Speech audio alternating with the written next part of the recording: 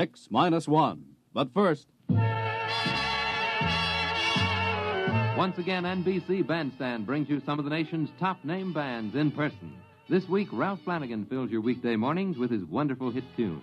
Slow numbers or fast, there's no mistaking the delightful Flanagan style. And then, Art Mooney and his orchestra are also on hand with plenty of lively and rhythmic arrangements. The four lads take the Mr. Music spot this week, and Bert Parks is back as permanent MC. Hear them all on NBC Bandstand. Now stay tuned for X-1 on NBC. Countdown for blast off. X-5, 4, 3, 2, X-1, fire.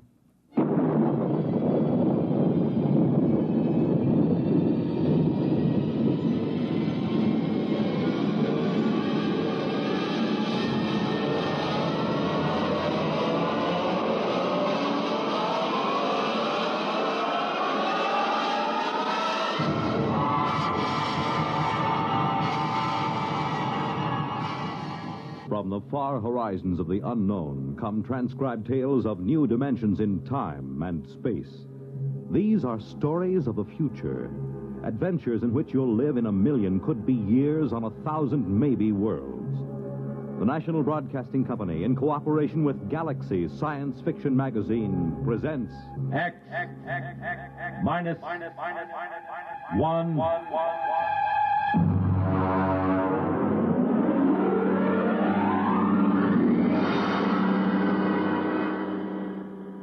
Tonight, Surface Tension by James Blish.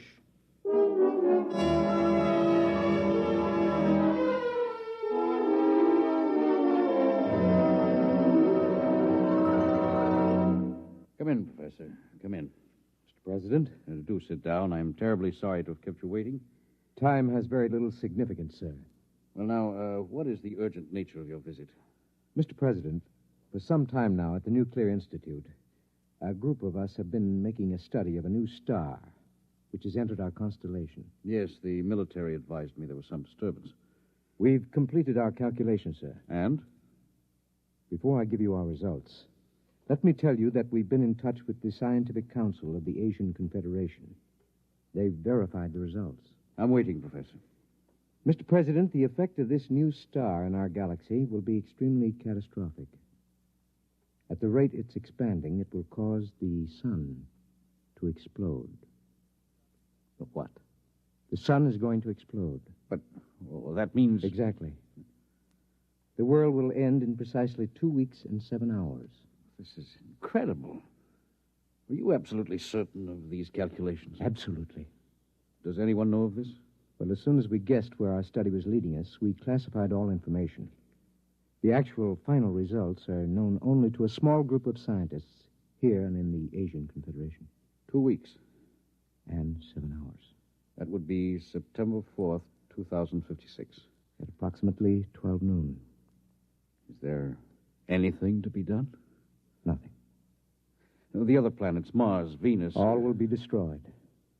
The universe as we know it will disintegrate. And the race? Will vanish. It's impossible. Those are the facts, Mr. President. How you choose to make them public, if you do choose to make them public, is a matter of government. Yes, of course. Has the president of the Asian Confederation been notified? He's being notified at this moment. I intend to take the following steps, Professor. First, I will contact the Asian Confederation. What's the name of their chief scientist? Dr. Gorlick. Ah, yes. I'll propose that you and Dr. Gorlick be given every resource to find a method of preserving the race. You'll be flown to their laboratories by rocket ship in an hour. I would like to spend these remaining days with my family. Your family could accompany you. They'll ask questions. They should know better by now. You will not release the information to the public. I would prefer to keep it a complete secret, provided the Asians agree, of course. A public announcement would only create utter panic and chaos. I assume it will happen instantaneously? Yes, instantaneously. Then secrecy is best. One thing, Mr. President. Yes? I wonder if perhaps religious leaders should be told. Professor, I believe in the power of God myself. I also believe that my single prayer can be heard by the Almighty just as well as if there were 10 million. There will at least be 2 of us, Mr. President. I, too, will pray.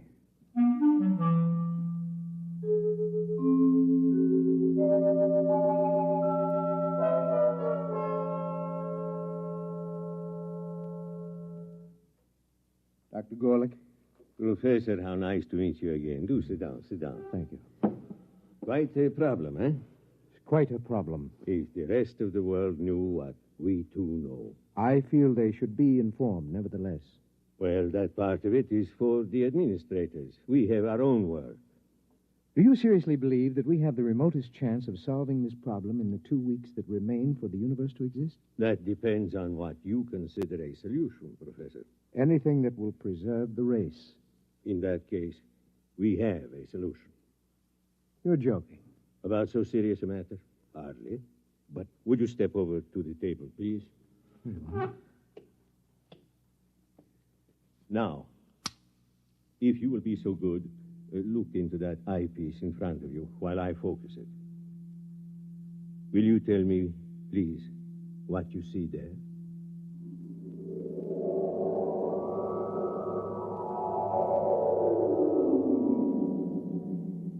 Fascinating. Most unusual. Would you be good enough to describe it? Yes, of course. I see what looks like a section of a large swimming pool. Plant life. Very tiny, and some kind of animal life, almost molecular in size. Good. Now let me change the magnification. Possible. Go on, please. Describe. What? I see what looks like dogs, cats, a cow. All evidently swimming underwater in this medium. Wait. Yes, they seem to be dogs and cows and cats, except that they appear to have gill-like breathing apparatus. Good, good.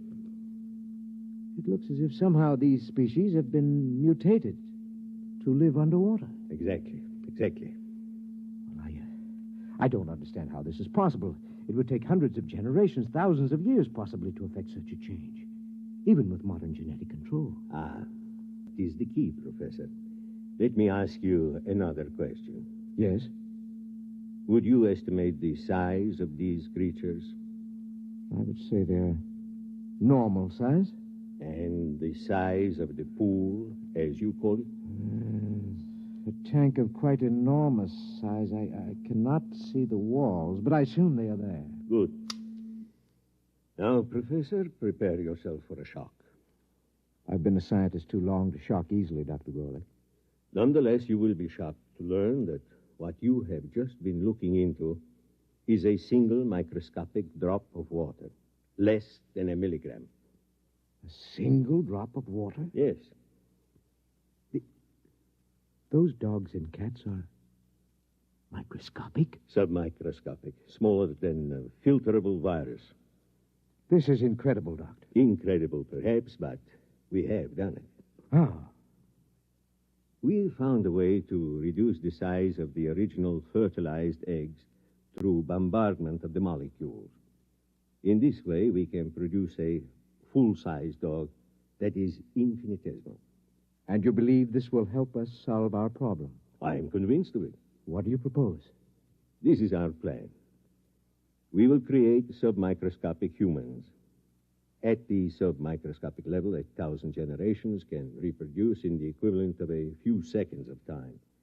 In less than an hour, we can have a species of human that is capable of living underwater. Gill breathers? Precisely. And then what? Don't you see, my friend? In a single drop of water, we can reproduce as many human beings as now live in the city of New Chicago or Trans-Europa. But when the sun explodes in 2 weeks' time, all life, even that in a single drop of water, must perish. That is true, Professor. But remember this. To a submicroscopic species of human, 2 weeks would be the equivalent of some 20 million years on Earth. In other words, to these human beings, starting tomorrow, the species will have hundreds of thousands of generations, each living a full life, before the final explosion of the universe. Almost like playing God. I am not a subscriber to the concept of God, Professor. I must say I'm slightly shocked to discover that you, a man of science... Believes in a creator? I do, Doctor. In any event, will you help us go ahead with our experiment? I have no choice. Good. We'll begin tonight to produce the first species.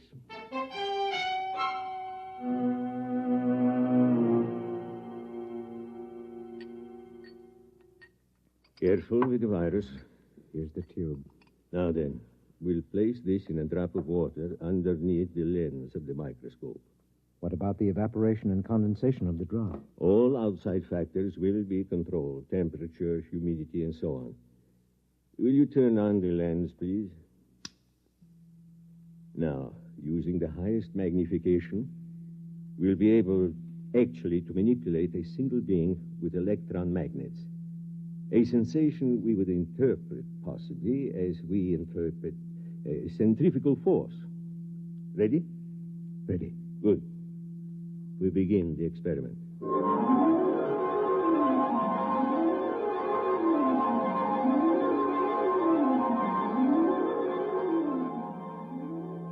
Time? 1900 hours, 56 minutes, 3 seconds.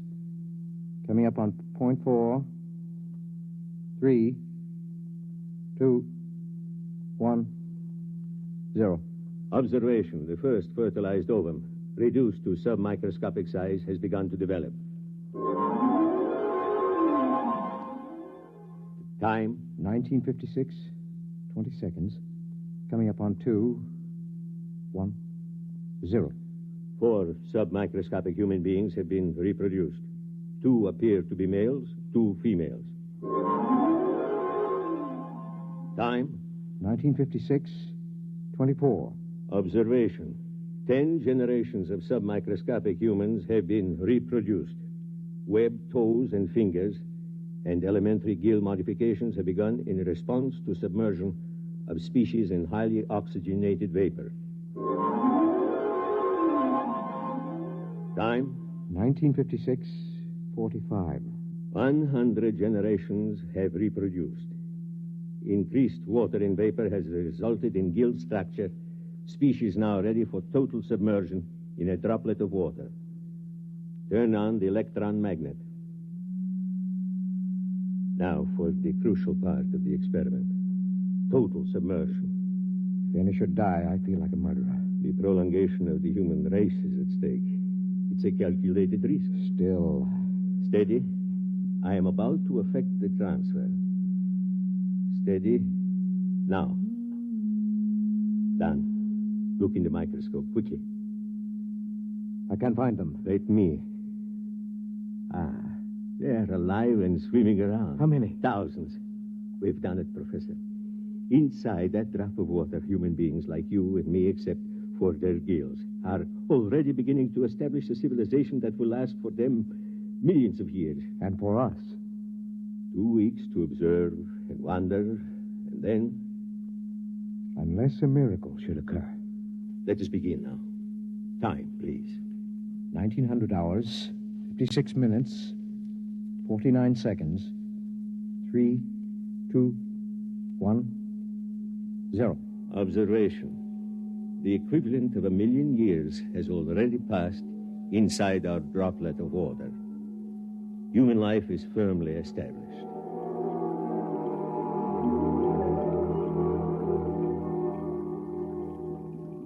Sir! Sir! Come in, Lavin. Come in.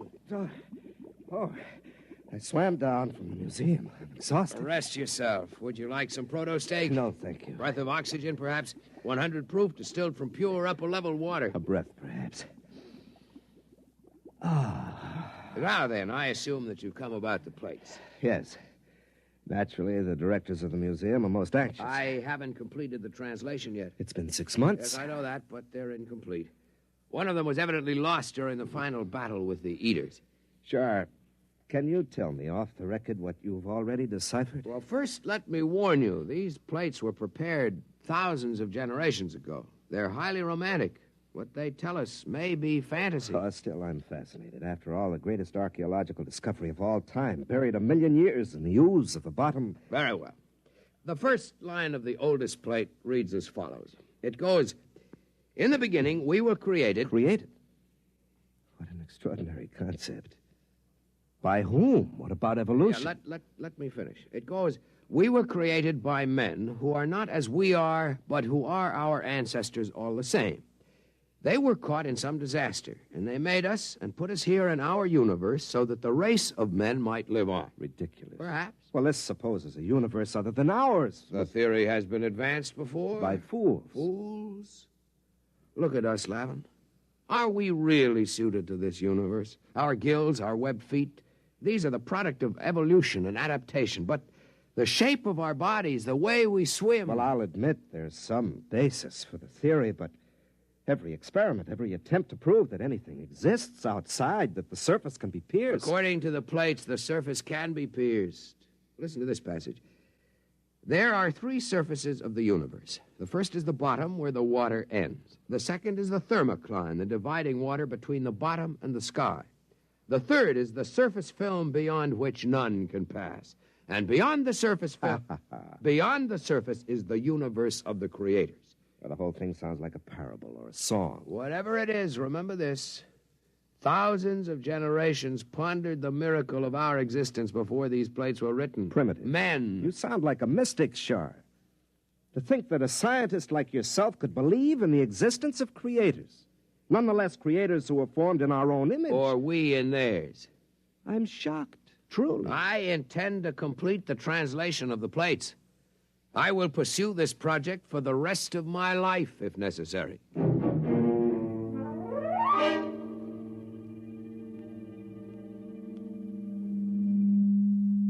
Time, Professor? Second day, 14 hours, 6 minutes, 10 seconds. Observation. The plates which were inscribed with microscopic data by an earlier generation have evidently been removed by a subsequent generation. Our study shows that a highly developed civilization is now living in the drop of water.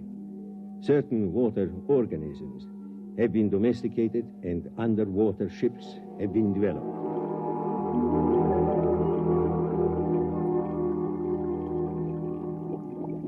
The meeting of the council is called to order. Gentlemen, you all know the topic. Our speaker will be Shar. Gentlemen, some 28 time units ago, when I was a much younger man, I was given the privilege of translating some metal plates found buried in the bottom.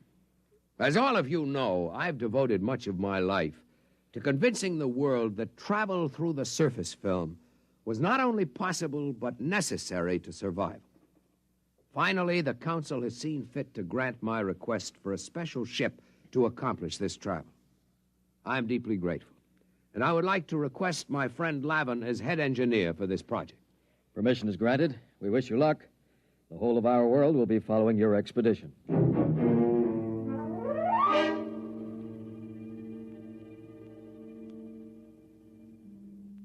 What's happening, Dr. Gorlick?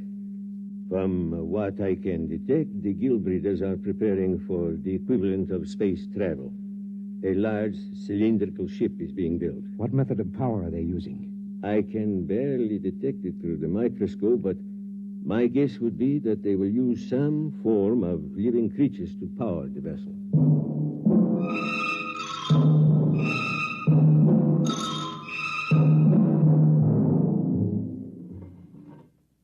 Shar to leader. Shar to leader. Leader, go ahead, Shar. The ship is ready to take off for the upper levels, leader. Water sealed in. All tight. Tie-Tom's ready to move. Tie-Tom's ready. We'll give you an escort of paramecium ships as far as the upper level. After that, you'll be on your own. Very good.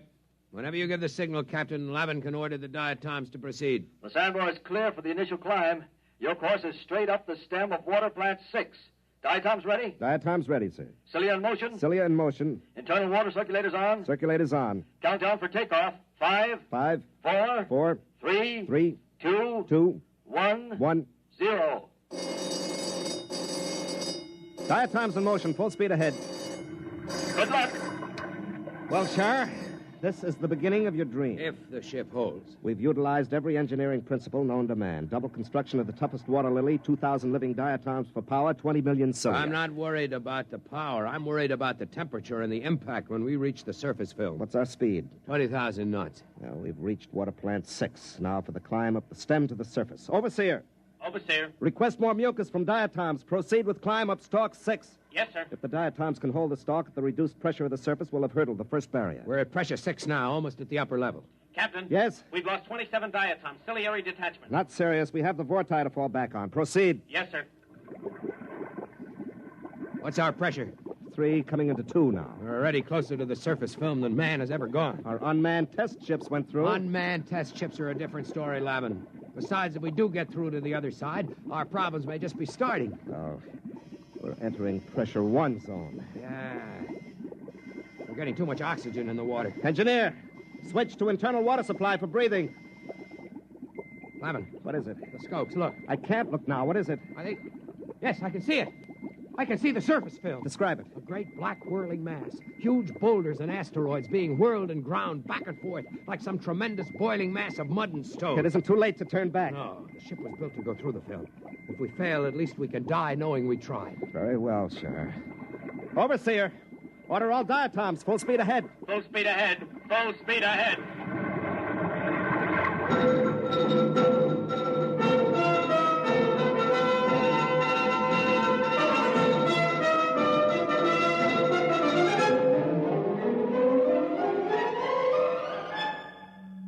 Film, Shar. Pressure on the ship is increasing. Overseer, more oxygen for the diatoms. Captain, the diatoms are dying. More oxygen. Keep moving. We're almost through. Shar, use the auxiliary vorti. Maybe the motion of their cilia and the thrust of the water. Overseer, bring up the vorti. Full speed ahead. We're moving. We're making headway. Oh, if the ship will only hold together. Shar, we're through. We're on the surface. Open the viewing port. It's blinding. Put on your eye shield. Look, Shar. Like a huge sheet of metal stretching as far as the eye can see, with thousands of small streams and great rivers of water. Look above us, Lavin. Space. Space as far as one can see. And a single huge sun like a great eye looking down at us. Must be billions of miles above us. See those enormous boulders and that molten rock on the surface? The ancients did not lie when they made the plates, Lavin. The universe does exist beyond the surface. Yes, but where are your creators, Shar? Certainly, they were a romantic notion. I believe they exist, Lavin. Shar. Captain, the diatoms are dying. There's not enough oxygen in the water cases. What's the atmosphere like? Almost 30% oxygen, completely unbreathable. We'll have to try to get back into the surface film to restore life to the diatoms. Overseer, get the diatoms out of their shells. Full reverse speed down the stalk. We're going under again. Yes, sir. I'll try. We know one thing, Lavin. The surface can sustain life. Can't sustain ours much longer. Full reverse. It's no use, Captain. The diatoms are near death. Use the vorti. We haven't enough water, sir. They're starting to suffocate. We've got to get back beneath the surface. Lavin, we must think of what it means to mankind to know that the universe goes on, that it can sustain life. I don't know what to do, Shaw. We're finished. There must be a way. A way? Why don't you pray to your creators now? Perhaps they'll help you. And as for me, I'm resigned to death. I cannot share your bitterness, Lavin. We have enough water for perhaps 2 minutes breathing, Shaw. There are no miracles and no creators. You'd better prepare to die. I am as ready as you, Lavin. Captain, we're strangling. Well, Shar, why don't you pray to the creators? Better still, let me. I have a louder voice. Hey, creators! You all-powerful ones who made us, can you hear me? This is Captain Lavin of the first ship to breach the surface. We need your help. Can you hear me? We need your help.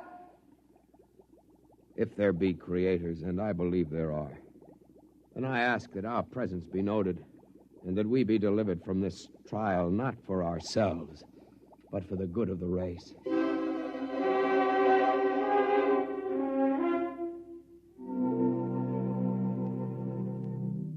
Well, Doctor? The ship has emerged from the film and is lying on the surface. There is no movement now. Probably strangling from lack of water. Very likely. What are you going to do? It's a pity they can't get back again. Eventually, they may have to learn to live on the surface when the temperature changes. Why not help them? You've played God before. Why not, indeed? Switch on the electron magnet. Ready. Now then, if I can just breach the surface tension near them, they'll be sucked under again, as in a whirlpool. If they survive... You'd better hurry. Here goes.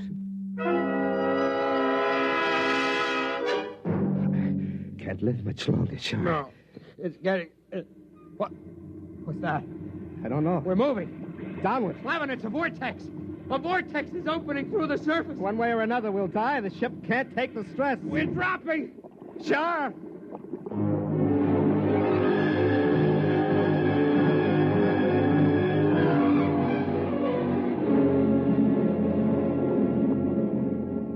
Flavin, we're through. We made it. The water is circulating again. It's too much to believe, Char. It's like... A miracle. Yes. It is a miracle.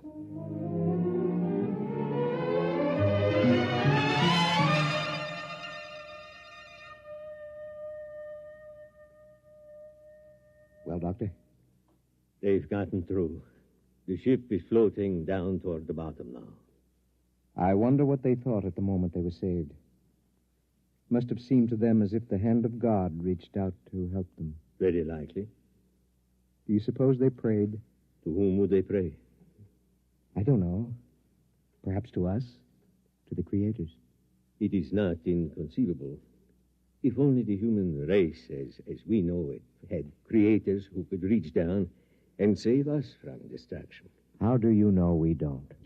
Professor, I'm a scientist. So am I, Doctor. Those submicroscopic humans can't see us because we're too big to see. A molecule of our flesh would be like a world to them. And yet, we exist. We cannot hear their individual voices, perhaps, but we are capable of intervention of a sort. Is it not conceivable that our own plight might not be seen and recognized? What else is there at this time but to admit our inadequacy and to cast off this arrogance that gives us bitter pride instead of humility? Where are you going, Professor? To pray, Doctor. There isn't much time. Professor. Yes? Wait. I will come with you.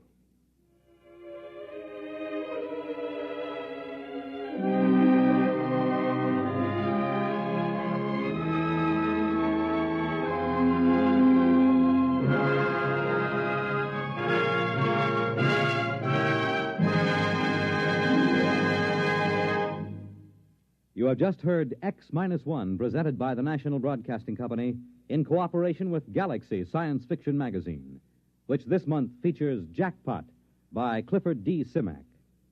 After years of searching, they had discovered the richest strike in the whole galaxy. But what in the name of space was it? Galaxy Magazine, on your newsstand today. Tonight, by transcription, X-1 has brought you Surface Tension, a story from the pages of Galaxy written by James Blish and adapted for radio by George Lefferts. Featured in the cast were Louis Van Ruten, Danny Acco, Lawson Zerby, Larry Haynes, Mason Adams, James Stevens, and Robert Hastings. Your announcer, Fred Collins. X-1 was directed by Scott Buckley and is an NBC Radio Network production.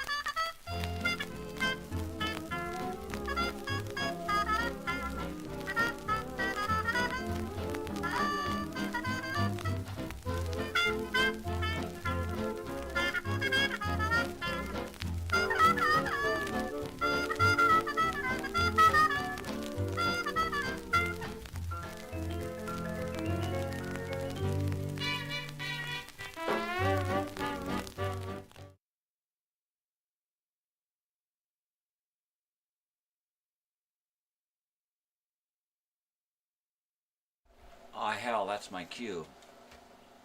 I said, oh, hell, that's my cue. Oh, there's a microwave. It's coffee time, baby. That's all I got to say about that. It's coffee time. I can't be interrupted during coffee time, no matter frickin' what, you know what I'm saying? You know what I'm saying? It's time for coffee, and that's all I got to say about that. I'll be right back.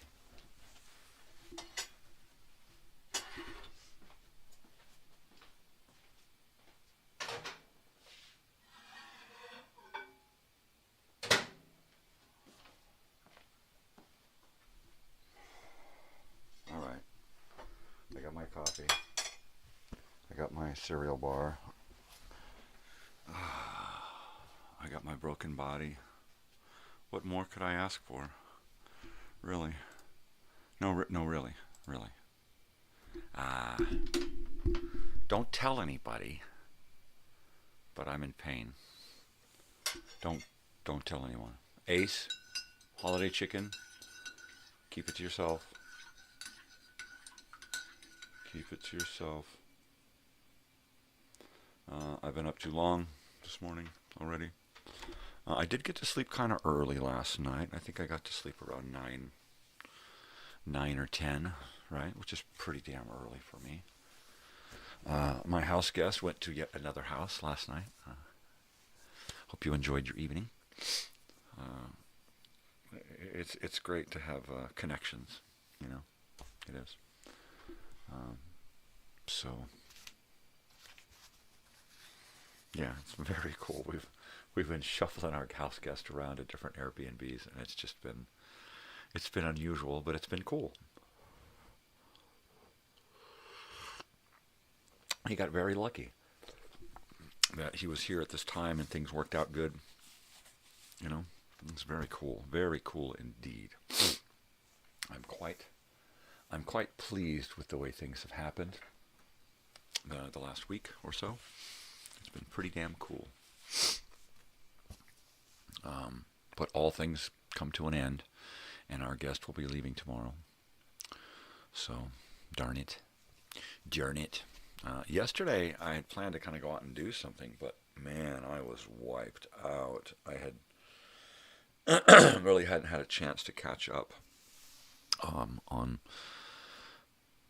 resting my broken bones. It's not so much sleep for my head as it is rest for my spine. So yesterday I had to take a day, and I pretty much just sat around yesterday feeling pain and trying to detach myself from it, but it was fun. It was very, very cool. We sat and listened to music, and then we watched some movies while listening to music, right? And then we actually watched a movie. My favorite movie. I turned my friend on to my favorite movie, and he liked it, and that's pretty damn cool. You know, someone less than half my age gets where I came from. That's pretty cool.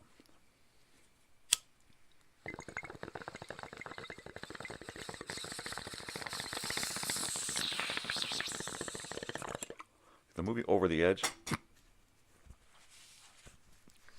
it is literally taken from my childhood.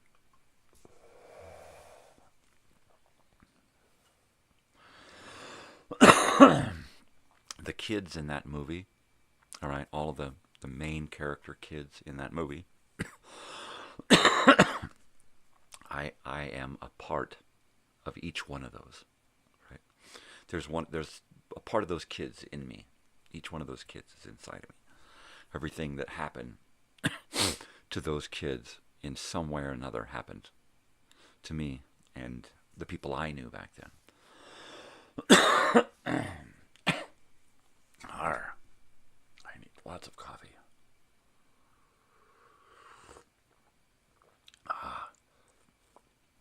That is so hot. I love it. Oh, yeah, baby. Sweet and hot. It's got to be sweet. It's got to be hot. Got to be hot, hot, hot. Wow. So Old Time Radio Wednesday. I was listening to this morning before the show, as I hope some of you were, to the X-1 radio show, episode something. Let's see, it was episode... What the hell, are we on episode 123 or 124? We're on episode 128. That's where it is, episode 128. So that means that episode 120 is today's X-1 at 8 o'clock. But Surface Tension was episode 66 from X-1. And long story short, a new star is making our sun go supernova, and it's going to kill us. So we got 2 weeks left, and scientists decide to take humans and create humans on a subatomic level so that they live at a highly accelerated rate, so that within a couple of hours they're going to live thousands of years, right? So that millions and billions and trillions of years are going to go by before the end of the world on September 4th, 2056, which is what is on the show, right? Right? And so what's going to happen, right? Are they going to become so advanced that they are then going to be able to save our human race, not just theirs? Or will they save themselves as submicroscopic beings and survive beyond the sun going nova, right? So that's a pretty heavy episode. It's a pretty heavy episode. And X-1 had a tendency to create these episodes and these stories, of course from science fiction authors, but to take these stories and create these shows that really made you think. I believe that without the science fiction radio programs and the books and the whole genre of science fiction, I think without that, entertainment, science, the human race, we would have gone in a completely different direction. I think science fiction has pretty much given us direction for science fact, right? I truly believe it. If you look at Gene Roddenberry, he created so many things in the Star Trek program alone, just in the Star Trek world, that have gone on to be real, actual, factual, scientific things, tools, right? We've discovered stuff in Star Trek that have actually become true in the universe. We have created things in the Star Trek universe that have now evolved into reality. The cell phone, right? The old flip phone, right? That was originally on Star Trek. We never thought we were going to have little tiny phones, little communicators like that we could talk to each other at great distances. But Gene Roddenberry did. And a lot of those science fiction authors out there have helped take this world to the next level and the next level and the next level. So it's pretty heavy. It's pretty heavy stuff. Yeah. So I got word on T-shirts. The shirt lady sent me a photograph of a test shirt. They use test shirts. And she showed me an image on a test shirt, shared with another image, but she showed me the image printed onto a shirt. And it was like, we're good to go. That's it. That's it. So we're going to get the 25 of each color printed. That will leave me 12 obligated for those who have pledged. I will be sending out 6 pairs of shirts this week, or as soon as I get the shirts, rather I think it's going to probably be next week.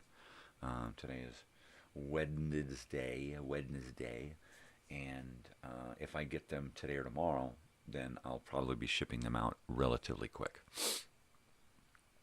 Once I get them out, I will begin constructing some kind of informational commercial, right? So I'll be putting that together, and then I'll be looking to my brother, who will be getting the first shirt that goes in the mail. Those shirts are going to him, basically because I can use his voice and his image, his face, his likeness.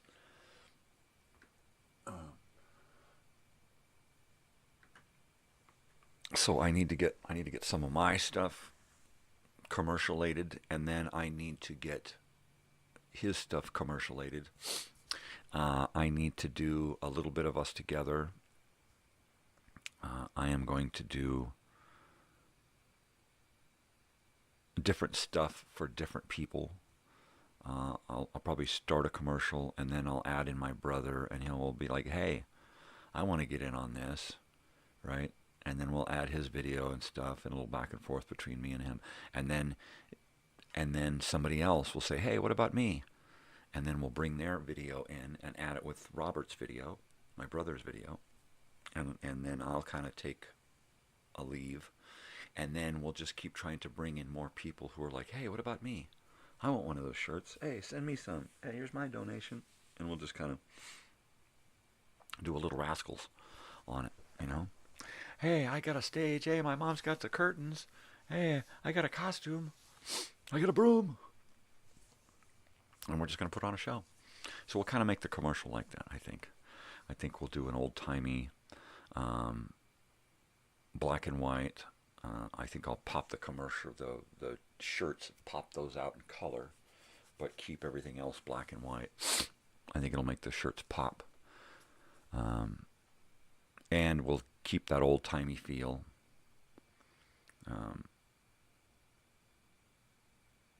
Yeah. And we'll try to get people to wear shirts like this on the commercials as well. You know, so if they've got some really good vintage shirts they want to wear, do that. Please do so. Send me video and photos of that as well. That's very cool. Yeah, I'm real pleased as punch the way these girls are handling these shirts. I don't think that I could have gone and done this super quick.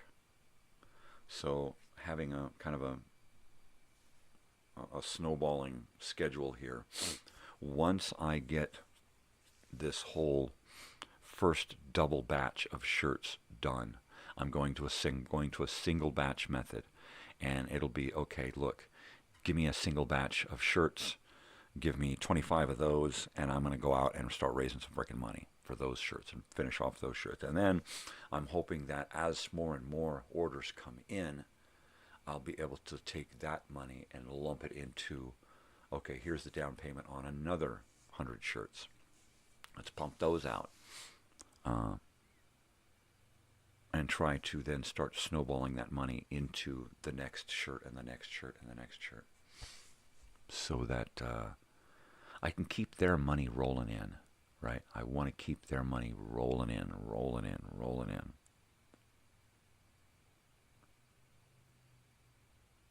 So I'm looking to get down payments done and then get shirts freaking paid for. Right? And my gosh.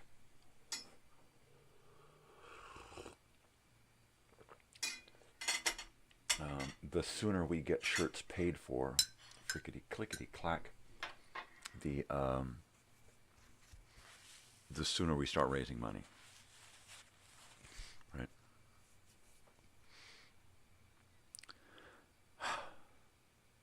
And it's not far away, you know. August of 2025 is what, 10 months or something. It's not that far away. It's going to come really quick. It's, you know, it's already, how many months have gone by since I started planning this and announced it? How many months have gone by since I announced shirts? It's already 2 months have gone by, over 2 months, right, since the year away date came and went, you know. So, having shirts is going to allow me to go after people and tap them for fundraising, right? Look, if you could send me some people who want shirts, go out there and use the shirts that you're wearing to get donations, right? If you wear the shirt at work and somebody says, "I love your shirt," ask them if they want to donate and get some fucking shirts, right? That's as easy as it is. You take their money, you stick it in an envelope, you write down how many larges, how many extra larges, whatever. How many you're sending me a shirt, 1 shirt donation, a 2 shirt donation, a 3 shirt donation, right? I gotta get a dog. I hear a dog.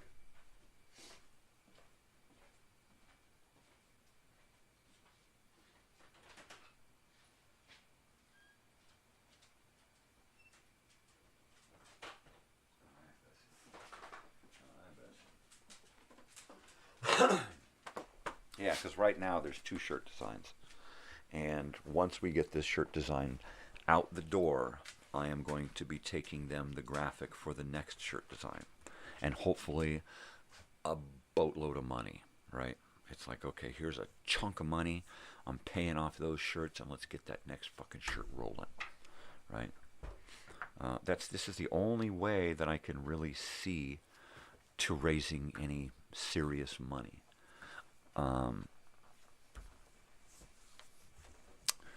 Aside from charging for tickets, and I don't want to charge for tickets. I don't want to charge for the event. I may charge a ticket fee to get in, right? And what I'm trying to do is keep that ticket cost down to as low as possible. The ticket cost per day started at $100 in my books, right? It's come down with all of my ideas to fundraise, but most of all, the ticket price is going to come down really, really low because of the shirts. If I can just get enough shirts out, everything will get paid for that way. And that's what I'm looking for. I'm looking for you show up and you pay. I'd like to have 1980s prices for a party. If I could have $5 a head, right? $10 a head, something like that. Something really, really low cost fee to get in, right? So it's not about the gate money, right? It's more about getting people in. And if you have a really, really exorbitant gate price, nobody's going to want to show up. If you say, hey, it's $5 a head and we're going to tap a keg, whatever, right? If no kids show up, we might do that. If we tap a keg, we'll just grab a couple of extra security guys. We'll get us a bartender, an actual bartender to come run the keg thing, and we'll try to do it as legitimately as possible. They won't be selling. It'll just be, this is a reunion. Everybody, and then we'll have a couple of handfuls of designateds, right? That's all you need. Who needs a ride? Anybody need a ride? We're taking off. Anybody need a ride? Right. We'll be back in about an hour. Take the next load of people to their rooms, right? Whatever. I'm totally cool with that. So that's one of the committees, the transportation committee, right? That's going to handle that kind of stuff. It's going to handle tours. It's going to handle designated driving. It's going to handle, in some fashion, it's going to handle airport stuff. So there you go. There you go. It's slow going. It's really going along slow. There's a lot of people out there who know about it. There's a lot of people interested. There's a bunch of people going. And a bunch more that are going that just haven't said so yet. So it's just kind of a slow going thing. It's really going to pick up steam the closer we get. The more and more shirts are out there, the more and more people who are like getting pumped up about it, once we get closer and I can say, yeah, these are the guys that are coming to entertain us, then I can really start pumping out information about that, right? As soon as I get them secured, basically, which means getting them some money, right? Say, okay, look, your money's ready. You know, you want your down payment, you put the date in the books and say you're going to be here. You get your down payment. You get here, you get paid off, and you get a little bonus if you really, really make it a fucking kick-ass weekend, which means staying the whole weekend and partaking in some of the other musical events that are going to be happening, right? So if you're going to show up Friday and you're not going to play till Saturday, then we want to see you with the people on stage a little bit that night, or come up and do something. You know, we want something. You know, you need to bring your A game, because we intend to create a budget to express our gratitude for that A game, right? So there you go.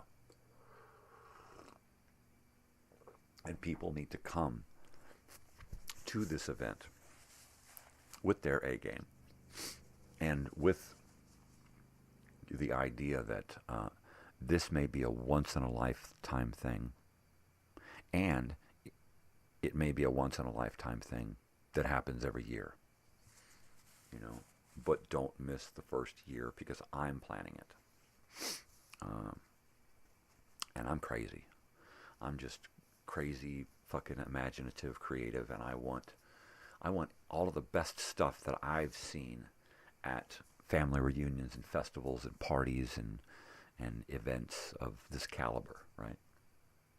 I want the fucking works, man. I want the works. Totally.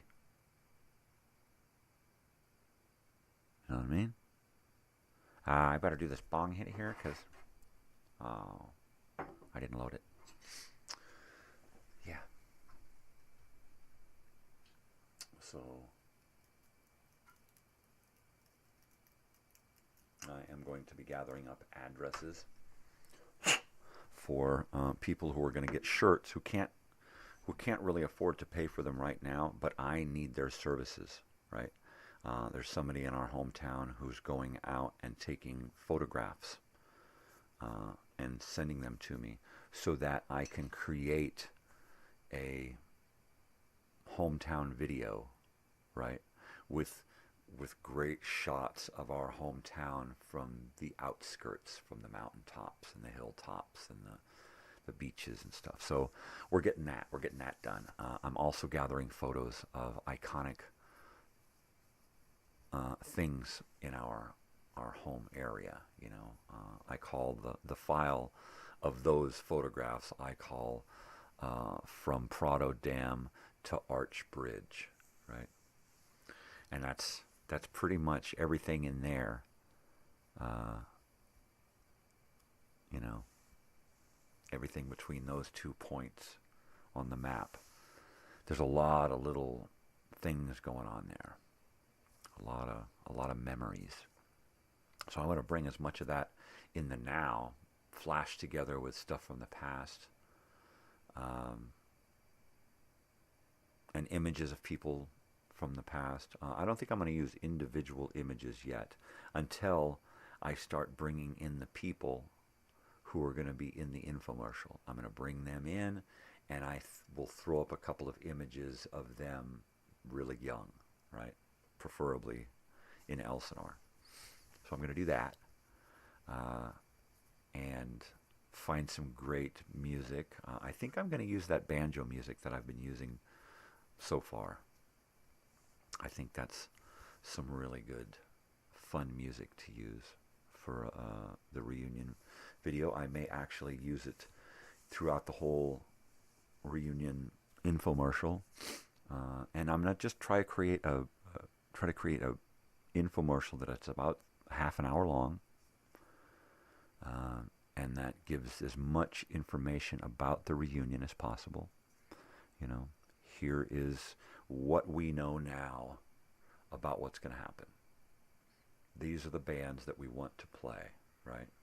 I'd like to get a group of a bunch of old-timers like myself. I'd like to get a bunch of us together to get on stage and perform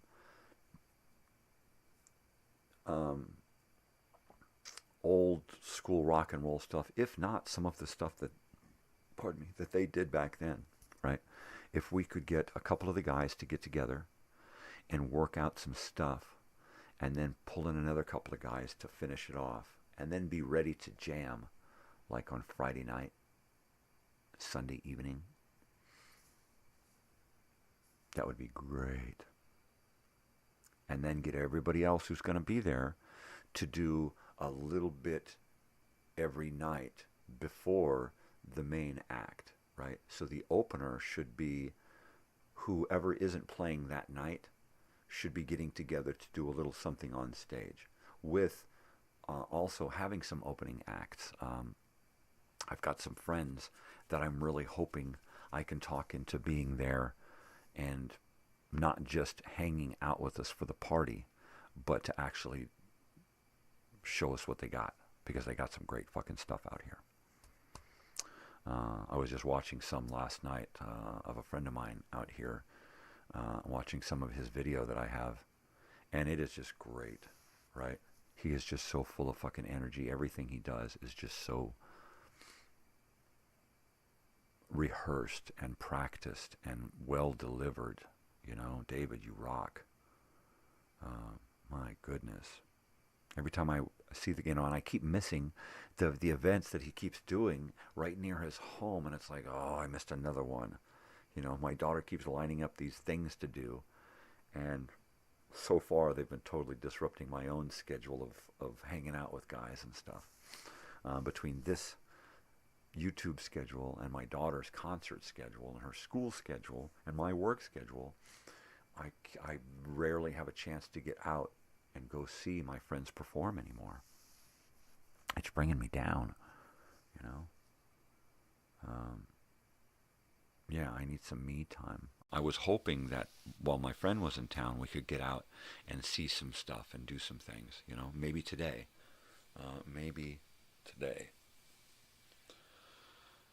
I do have some obligations,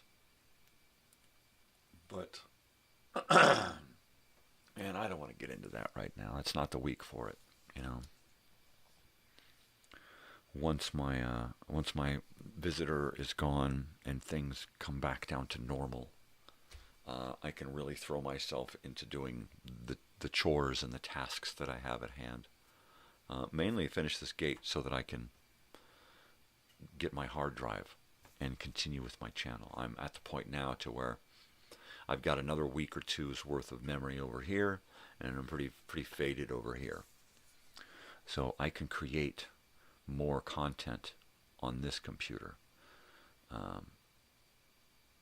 Over here, I'm going to have to do some finagling, some shoehorning to get any more content into that one. And even if I get another external hard drive, it's only going to help me clear up this one over here. It's not really going to do much over here, and I don't know why. You know, I just don't know why. What I'm probably going to wind up doing is remove everything from this computer on the desktop and in the memory, put it onto the external hard drive, and then access it from, what do you call them? A link, you know, and just put a link on the desktop, and that's it. And so that the stuff will remain on the external hard drive, or I'll just bring up the external hard drive and find the desktop file and just have everything that's on the desktop in that one file. Open it up, there's my desktop, access what I need to, drop it away, get rid of it. But I should probably get with Microsoft tech support and get somebody to help me go through this old computer and find more memory. It might just be that it's been updated and updated and updated and updated. That is using up the majority of the memory, right? And quite possibly that's it. You know, because if I go to my I go to my computer, and out of 118 gigabytes of memory, I've got 6.12. And of 1.81 terabytes, I've got 133 gigabytes, which is pretty good. So I've got some good memory left on this external hard drive, but the internal hard drive is in a lot of trouble. So, yeah. Let's see, this Windows is, I can't open that one. This one is 841 gigabytes, users, folders, Monterey. Oh, that's me. So that's where a lot of my stuff is. There's 14 megabytes, that's nothing. Megabytes. Bytes. Empty folder. Come on. What's in my pictures? Camera roll, screenshots. Anything there? Camera roll. Screenshots. Well, let's take a look at the camera roll. That's empty. So I got nothing on these. Well, that's great. OneDrive. 831 gigabytes. But that's only available when online. Megabytes. Kilobytes. Bytes. Kilobytes. Almost a gigabyte. Empty. So basically, my OneDrive is the majority of my stuff.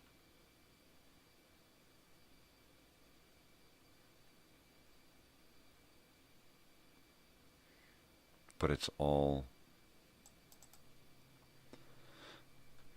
is literally on the cloud, so it does not affect this hard drive.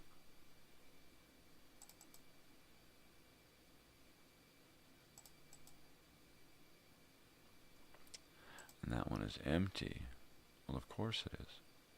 Of course it is. So, yeah, I mean, if I go through here to try to find where my computer is holding on to a bunch of memory, I'm confused. I can't find it.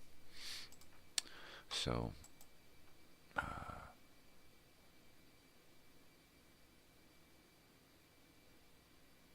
think the only place that I've got a lot of memory being used on this computer is my desktop. That's it.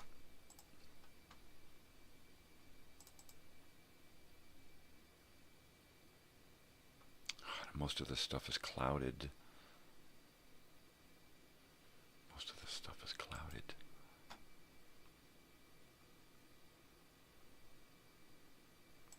Yeah, I must be just using a shitload of memory with program files and that kind of shit.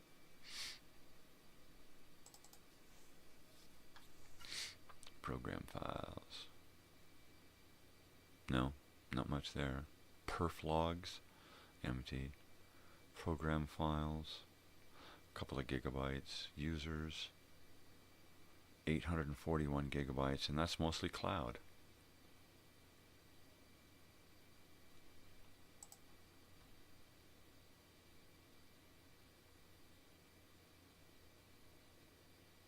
Yeah, because there's no way it could fit on my 118 gigabytes. Oh, wackadoo worlds, wackadoo worlds. So basically what I need is another computer. I need another computer.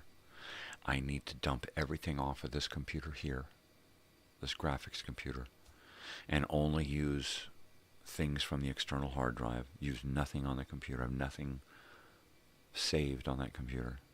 And I might have enough memory to use that computer then. Wackadoo. It's crazy. Now this one over here, this one works great. If I had another computer or what do you call it?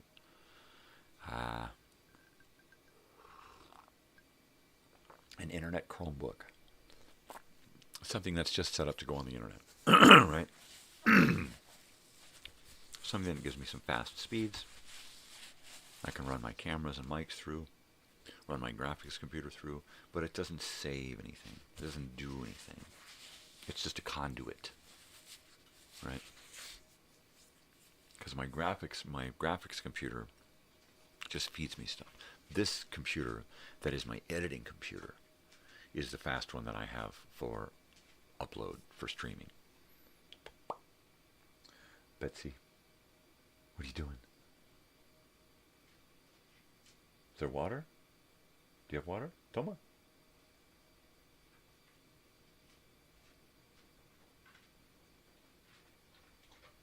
Oh, the water is low. Let me get some more water for this kid. Hey, baby. No, baby. Oh, you have water. Okay, you have water. If I pour water in there, she'll stop drinking, so I'll just let her drink. Fill it up later.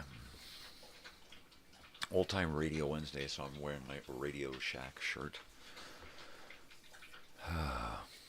I need to design some shirts for my everyday life here on YouTube.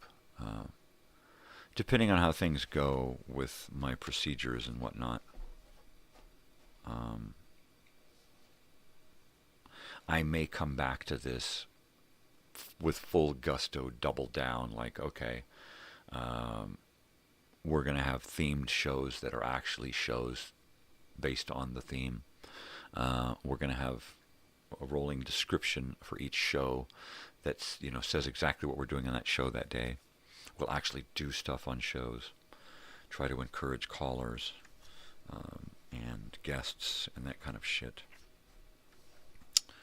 Yeah, because I've got a lot of stuff to play with, a lot to offer my own channel, and I think it's about time that I start to deliver. But see, it's going to be a matter of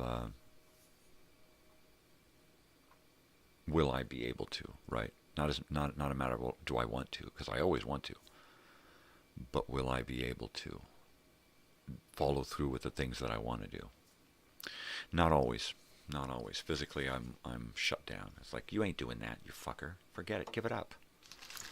I should probably eat a little something before I go any further with the coffee and Bong Hits. Because I just got a big face here next to me.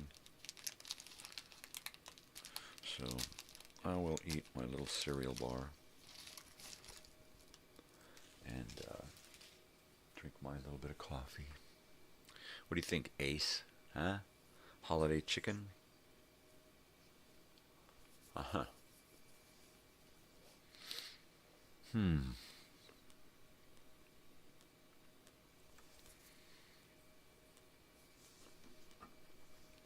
So my daughter is back on her schedule, school, and sleep, homework.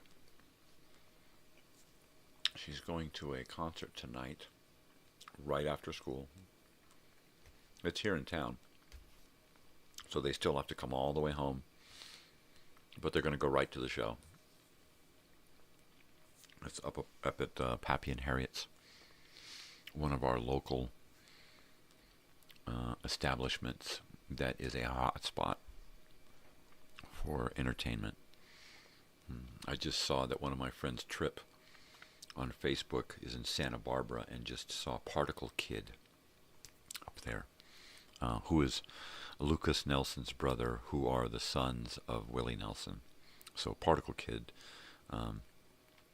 he's the, I can't remember what his first name is, but he's the one of the sons of Willie Nelson, and he also plays. More what I was going with this was he's also played along with his brother Lucas. They've both played at Pappy and Harriet's. So, yeah, Pappy and Harriet's is the best spot, bar none, down here in this area to see a concert. It's a very small venue. One of the videos I showed my friend who's in town happened to be a Harris Harper song with her father on guitar next to her. And I'm so close, I could reach out and give him a fist bump. I'm that close, right? And it's fantastic. It's a great song. It's a great venue. Everything about going there is just phenomenal. And the fact that if you're real lucky and courteous and patient, you might get to meet somebody that you're enamored with, right? Like Yo, como Yo. Anyways.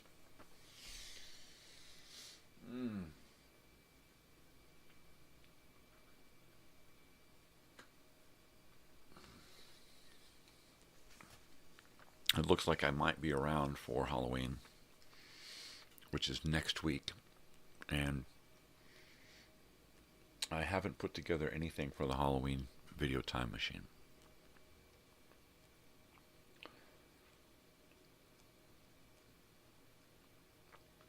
I think the videos that I'm going to put on this week for Halloween week are going to all be Halloween related. The live show that I do might be a video time machine and a bunch of other different Halloween elements all pulled together for a big show where I'll be doing live stuff and I'll be doing some recorded stuff. So we'll see. So far that's the way it looks. It looks like I won't be starting my procedure yet. I can't even get things figured out until after the 1st of November, like on the 6th. I'll get things kind of figured out by then. So I can't even get started until after that. If I get started before that and things aren't figured out correctly, then I may be stuck with a huge bill, right? So I need to get that figured out.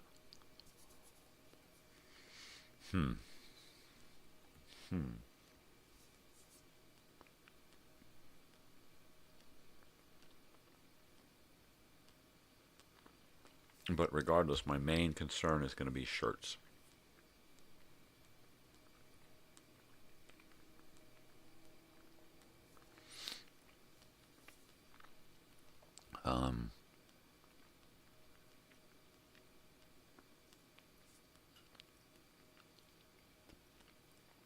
I need to create kind of an ambiguous commercial that's less than a minute long so that I can use it as a reel. And it needs to be, for more information on these shirts, contact me directly at, and that's it. No, here's my PayPal stuff, here's this, here's that. No, you need to contact me directly. And then I will get with you directly and give you a link. And in the little 60-second reel movie short thing, there will be a link to the 30-minute video, which will go expand on what's really going on. If you feel like you want a shirt, watch this video so you know what the shirts are about. If you still feel like you want a shirt, then donate and we'll get you some shirts. That's it. And it's going to be something like that. Only available in the continental United States, the lower 48, right? No overseas shipping. If you want overseas shipping, you got to get with a third party to order your stuff. Cool, Shalise. Totally. She's the one with Trip up there in Santa Barbara, and Saw Particle Kid. So they were responding to my hearts.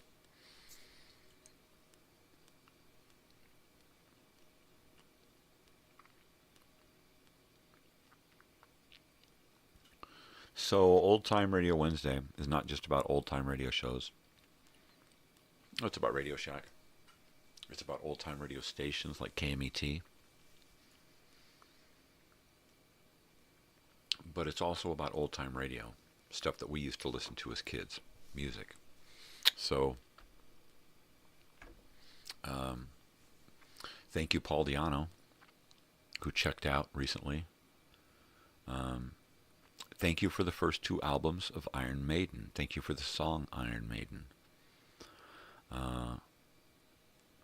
Thank you for all those songs and all you did for Iron Maiden until your time was up with Maiden and here on Earth. Thank you very much, Paul Diano. My first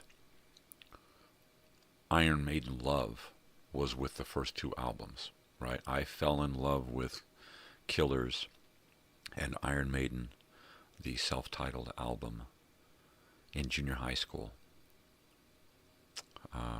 I listened to those 2 albums religiously by myself and would just scream out the words. Runnin' Free was such an anthem in our town, at least for me and the guys that I knew. Just 16, a pickup truck, out of money, out of luck. Got nowhere to call my own. Hit the gas and here I go. I'm running free, babe. I'm running free. Oh, I just got goosebumps. All right, I just got goosebumps in my arms, reciting the lyrics to that song. I remember vividly sitting by myself in an empty school bus that was in the middle of being converted. We were living in a travel trailer at the time, and the only solitude I had was to go inside this metal school bus when my father wasn't working on it, and to sit in there by myself and crank up Iron Maiden and scream the words, right, and be in my own world. Yeah. That early Iron Maiden was so important, not just to me, but to a lot of guys in our hometown.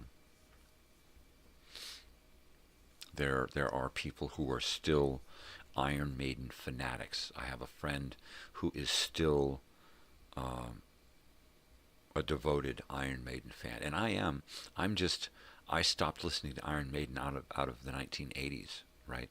When we got to the 90s, my whole life changed and everything moved on, and I held on to those 1980s Iron Maiden songs because they linked me to the past, right? I didn't want anything to link me to the present, so I didn't grab onto any new songs from any of the old bands. I just didn't. I didn't want to be linked to the present. I wanted to be linked to the past. And if I had followed the bands through every year and every decade, I feel like I would have gotten older faster, and I would have escaped my past quicker, right? And I don't want to leave my past. I want to stay there. That's where I reside, is my past.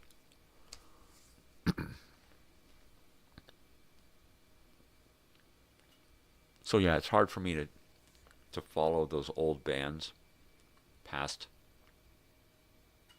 the 80s. We get into the 90s and I just kind of fade back. Nothing against the music now, the music in between now and then, or the artists. It's just my own preference to stay in my own time. That's it.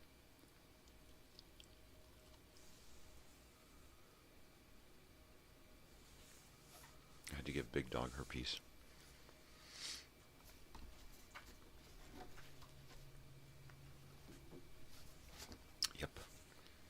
because she gets a piece. She likes to sit out here with me in the morning and keep me company. So she gets a piece. She's such a big goober. She's such a big goober. Is that it now? You're done? What are you going to do? You want to come sit up here? You want to come sit up here? You want to come sit up here? You don't know? You don't know what you want to do? So yeah, every time my house guest comes back over to hang out, he's dog-piled. My dogs are the friendliest dogs in the world, and they love to buddy, and if you allow them, which most people do, they will be your best buddy the entire time you're here. They won't leave you alone. They'll keep you company. You know, they'll just sit and look at you. They'll play with you. Hi, big face. Come on. Yeah, they're just great. They're great friends. They're great pals, buddies. You know, companions. Great companion animals. Yeah. All right. Let's see. Do I need to heat this? Mm-hmm. And probably see if Big Face here needs to go out or go back to bed. Sometimes she just likes to get back in bed. It's like, all right, I've had enough. You keep talking to yourself. It's making me weird.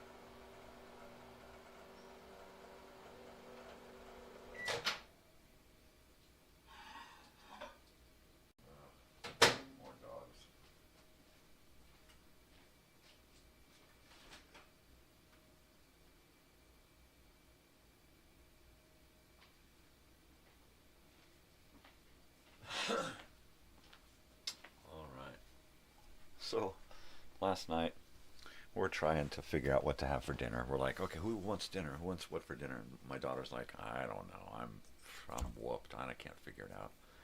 Our house guest is like, no vegetables. And I'm like, yeah. And then I'm like, all I can think of is sushi. All I can come up with is sushi, right? And I'm like, I don't know, honey. And she's like, all right, well, leftovers it is, right? I'm like, all right, cool. And our friend's like, what? So yeah, you know, sometimes we just go with what's ever in the fridge, because if you don't, you wind up with just a ton of stuff in the fridge, right? So my wife made birria the other day, so we've been anxious to get back and enjoy that. And oh, it is so good. She made such a good job this time. It's her first time making it. And I don't think she has to worry about making it any better, because it's just, it's to die for. So we did. I said, well, why not quesadillas? You know, let's do little real quesadillas with birria meat. Oh, and it was just beautiful. Oh, man. I said, just make a big giant one, like a pizza, and we'll just chop it up, and we can just, you know, how many pieces you want. And it was great. It's great. It's great. But I'm like, okay, leftovers is fine. And then I send a text after that, and cake. Because I've been dying for a piece of cake, right? So I didn't have any expectations of getting cake. I was just being facetious, and thought maybe at the outside she'd bring home a little cake mix for a bundt cake or something, and we could make a little coffee cake or something. So she comes in. The first thing she comes in with is a big box, a big hat box with a cake in it. And I'm like, cake? And she says, there's your cake. Son of a bitch. She brought home a cake. And it was pretty good. It was chocolate cake with white stuff and chocolatey, crunchy stuff on the top. It was okay.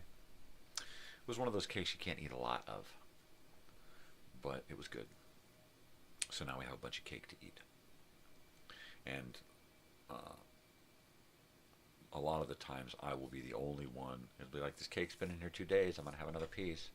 Cake's been in here 3 days, I'm going to have a third piece. And it's like, the cake's almost gone, and I'm the only one eating it. Somebody eat this fucking cake, please. So, I refuse to eat any more than 2 pieces off of this cake. 2. That's it. I don't want to be held responsible for the complete destruction of that cake. I can't do it. I'm getting too old for this shit.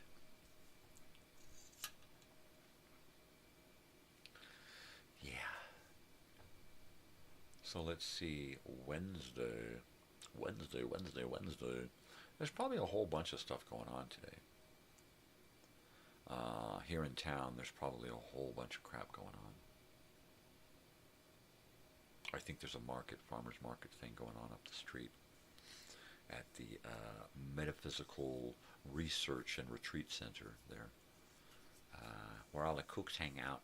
They put those pyramid things on their head, and they go, "Who shang shawali wapity boobop," and then they turn around 3 times and then squat. I don't know what the hell they do. They meditate, I guess.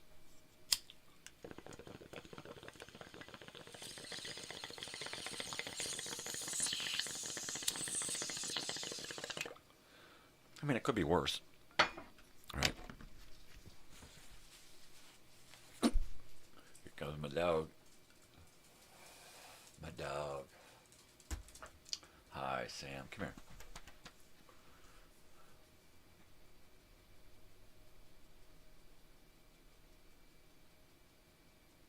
Oh, Sam.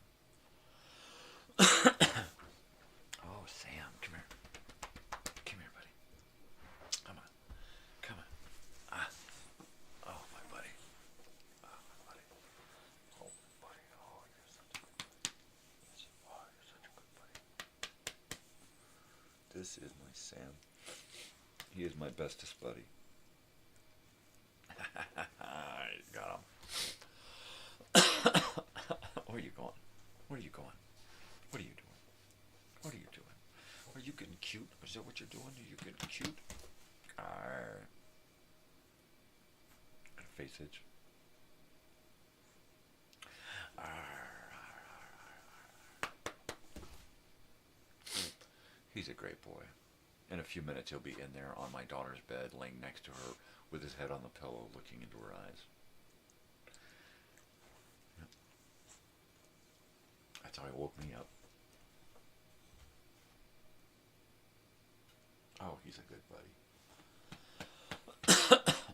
He's not just a good buddy. He's like everybody's good buddy. You know, everybody's good buddy. He's the best buddy. He's the best buddy in the world. Who's the best buddy? Who's the best buddy? This is the best buddy, that's right. Oh, my buddy, buddy. Oh, my buddy, buddy.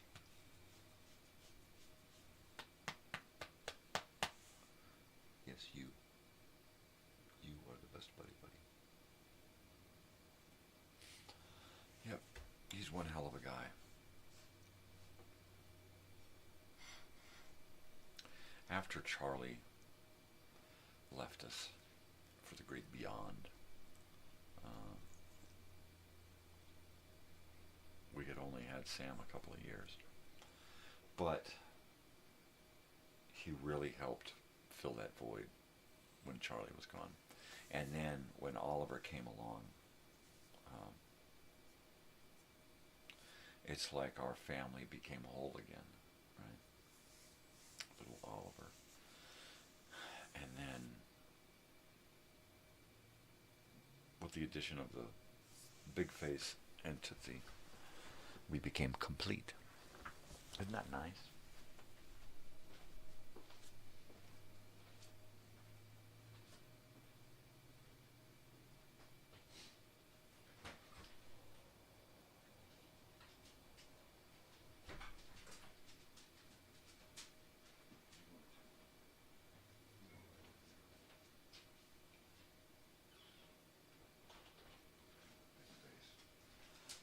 Sam's in here. Mina, it's the big face. Mina, the big face. Sam. And if he sits in a chair waiting for you, as you sit down, he actually climbs around the side of you and into your lap. Yeah, you don't even have to ask him to move. You just start sitting down, and he gets up and he moves to the side, and then as you sit down, he climbs into your lap and then sits next to you. And here he sits next to me, in my lap. Yeah, he's a hell of a guy. He's unique, to say the least. He had issues when he came to us. He was about 8 or 9 months old, maybe a year, when we found him in the streets.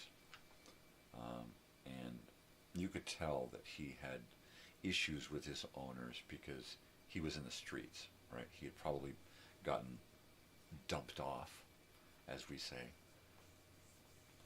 The old Elmer Fudd, right? He got dumped off, and he ran up and down the streets for a couple of hours one day in the rain, and we looked out and we noticed this dog running up and down the streets in the rain, and we're like, oh geez, not another one, right? And then took my wife to the library and came home, and it's like, and I try not to dwell on these things because I'm only one person and I can only do so much and I can only take in so many animals, right? And I go out into the car and leave to bring my wife home from the library, and I pull out into the street and there's this dog sitting in the middle of the street, hunched over, shivering, just sitting right there.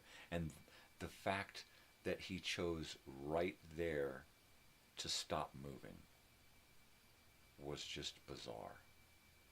I mean, I literally backed up, pulled out onto the street, and he was right there. I had no choice. I had to pull around him. So I stopped my car in the middle of the street, put the emergency brake on, and left my car there. I went over and talked to him, and he didn't want to have anything to do with me. He was pissed off. He was angry at the world, and he was shivering and cold. And I'm thinking, wow, this guy is just about ready to crash and burn. And so I just walked 20 feet over to my house, got a pack of hot dogs out of the fridge, and started breaking up pieces and putting them down in front of this dog. He was eating them up, and I made a trail over to my car, got into my car, gave him hot dogs until he was right at my car, tried to grab him. He snarled and bit me. I took one solid, huge hot dog, and I jammed it into his mouth and picked him up and stuck him in my lap and closed the door. He growled and snarled and bit at that hot dog. And then as he swallowed that hot dog and got ready to get mad at me, I stuffed another hot dog in his mouth and I drove off. And as I started driving down the road, he started to eat that hot dog and relax, and he just melted into my arms, right, shivering and chewing hot dog. And I just kept giving him hot dog. And I got down the street a couple of blocks to my wife at the library. She opened the door, got in, looked at me and went, oh man, you didn't. So I did. He was right there. He was in the middle of the street, crying and shivering. And what am I going to do? So we got home, and I picked him up and carried him into the house. And he met Charlie, and he ate kibble, and he slept. And then he dug in the trash, and I tried to scold him, and he freaked out and went feral. Most people would have kicked him out of the house, which is probably what happened. He probably went feral on his owner, and the owner's got a kid, and the owner said, fuck this, you're out of here, dog. Right? Why'd you get a dog in the first place if you weren't going to learn to understand the dog, right? You don't just get rid of your kid because, well, I mean, some people do. But anyway, I learned everything I needed to know about this dog here every step of the way, and adapted our lives to fit him, and soon started adapting him to fit our lives. He digs in the trash, put the trash up. Leave kibble down all the time. And that was it. Problem solved. Don't use the word no. Don't point at him, right? Talk to him. If he's in trouble, talk to him. And he never gets in trouble anymore. He never gets in trouble. He's not a troublesome dog. He is the best dog in the world. Yeah, I know. I'm talking about you, but it's okay. Because you're the best dog in the world, Sam. You are. You're the best buddy. He hates it when I tell this story. He's like, oh, not the hot dog story again. Jeez. Would you give it a rest?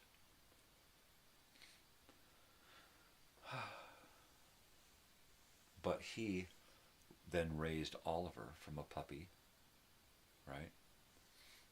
Didn't want to have anything to do with him at first. But then they became the best of friends. And then Tootsie came along. And Oliver then accepted Tootsie into the family and made her feel welcome. Kind of left Sam in the dust, but, you know, we brought Bessie in. And she had to be accepted into the family. And through Sam, we've been able to make this a really, really unique household. Because Sam here is the guy in charge. Sam is the man. Sam. He is the boss. He's the caretaker. He takes care of all of us. Not just the dogs, but us too, the people.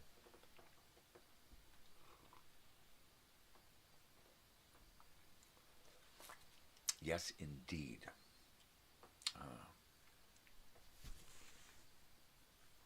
Yep. Sam is the glue that holds us all together. Like Mom is the glue that holds us together. He is the glue that holds the household together.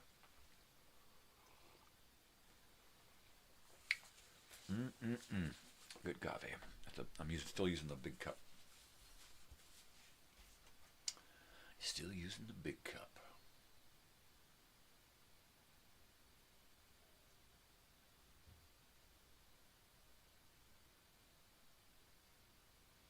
What do you think? Could be Joey.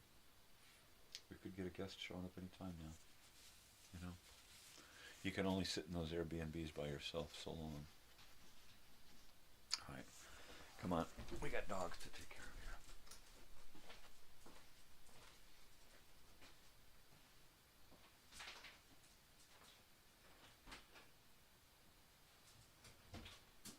Oh, hi. Good morning.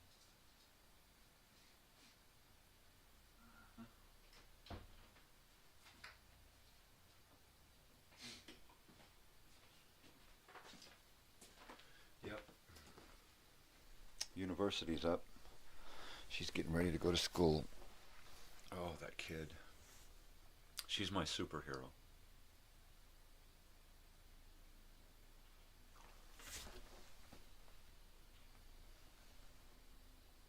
She is my superhero.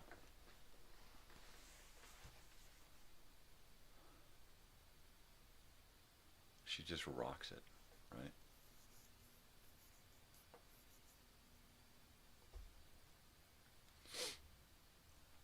I cry.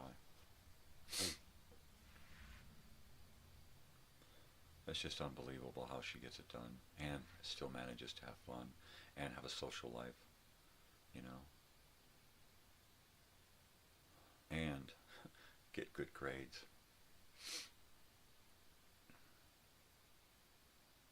Wasn't me. I may have, you know, done my DNA part and my fatherly part, but man, she did it all. She's done it all. It's all her. She's the one that does the work. From kindergarten to the university. She's done it all. I'm just a helping hand. She's my superhero.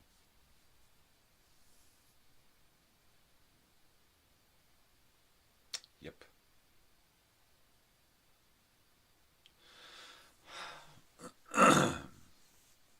And she's doing all of these things because she wants to, and they're the things that I wanted to and couldn't do, and she wants to, and she's getting it done.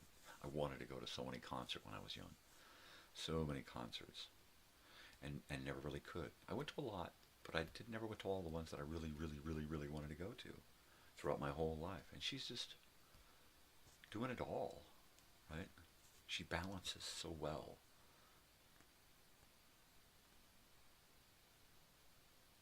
Yeah, a couple of more semesters, a few more semesters of this, and she can pretty much do whatever the heck she wants, right?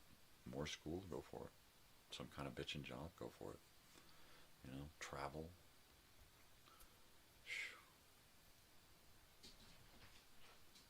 A piece of property, a home. You never know. So many options, you know. But anyway, it's that time of the morning, so yeah, sometimes we switch to another photo, another picture, another camera angle, and kill the microphone so I can have morning time with family. That doesn't mean the show's over. It just means that I want a little private time. So yeah, because I don't need it. My girls don't want to be on camera. They don't want to do that. That's Tootsie drinking. Hi, Tootsie. How was your night? Did you have a good night sleeping with Natalia, huh? Your little tiny stubby legs. You little stubby girl. You little Tootsie Roll. Little Tootsie Roll with legs. You little Tootsie Roll with legs. You little sausage, you. You little sausage link. You little sausage link. Hi. The way she struts around in the morning.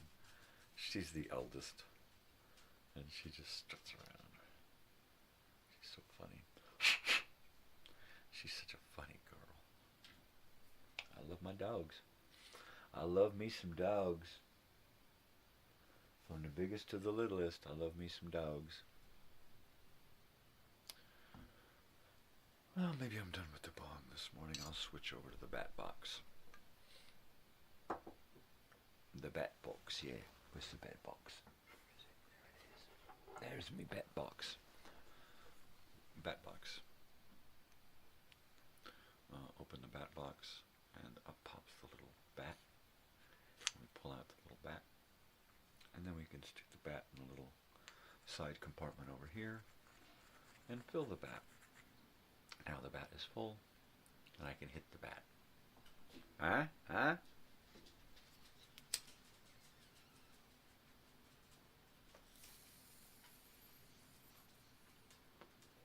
Do that. One hitter bat box. No big chunks of smoke bleeding off of this thing. Put it back away. Back in the pocket. Conceal the smoke. Wait till you pass somebody who's smoking a cigarette. And exhale. And who's gonna fucking know? I've been doing this since Disneyland of fucking, 87.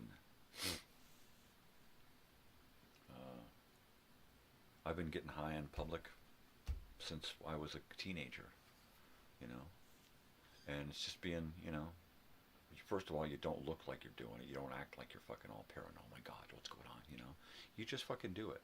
You can hide anything in public view,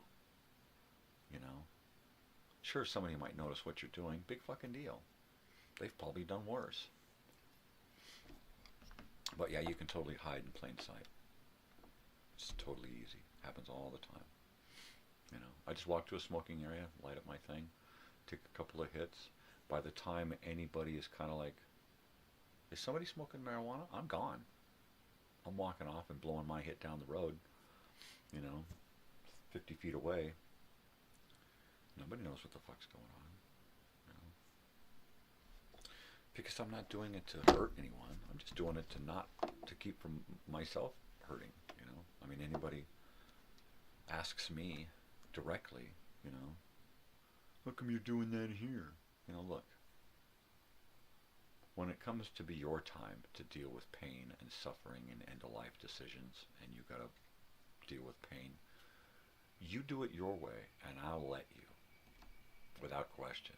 As long as you afford me the same fucking courtesy. It's my life, you know? Mind your own fucking business, right? So you don't smoke pot and you don't like people. Big fucking deal. Keep that shit to yourself, right? You're out in public. Keep your opinions to yourself. If all they do is hurt people, then shut the fuck up, right? Nobody wants to hear you fucking get down on somebody because you're holier than thou and you're better than they are. Get over yourself. You ain't that important.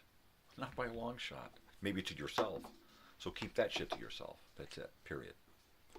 Moving on. Yeah, I got this particular bat box here. I'm going to say about the time I was married, about 25 years ago. It's gone through a couple of bats. Hi, honey. It's gone through a couple of bats since then. But the whole idea remains. All right, I'm going to go dead mic here for a few minutes while I do family stuff. So you guys can watch this picture here. And I'll be back in a flash.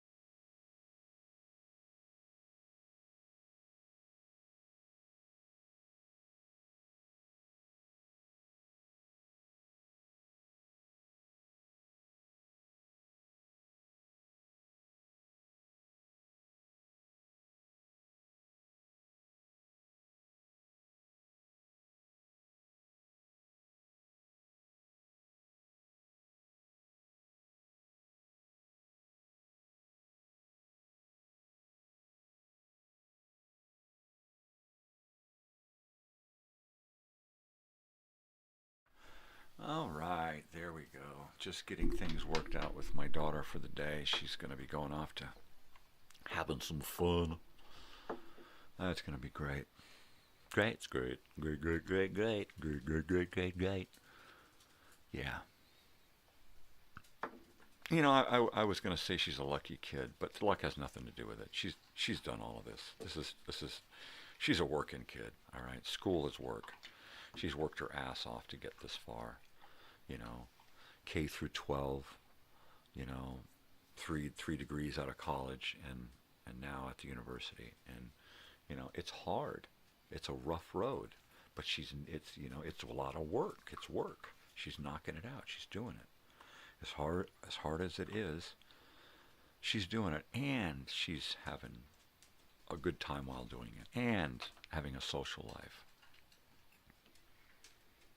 To hell with planning for the future. Live in the now so that your now will guide you to a better future, right? So you don't plan for it. Let it happen. She's just making it happen and letting it happen. And it's just beautiful. It's a beautiful thing, you know. She don't know what she wants to do when she's done with this. And that don't matter. You know, she's getting it done. That's what matters. She's not just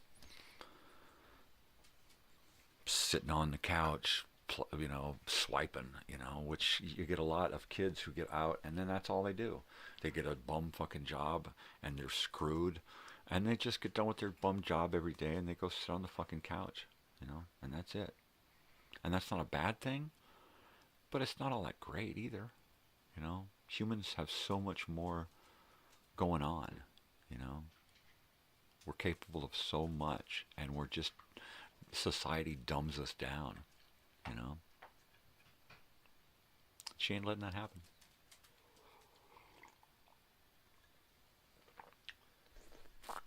She takes part in everything that society has to offer, and at the same time isn't overwhelmingly swayed by it, right? I don't know. I'm just so darn proud, you know, and in awe.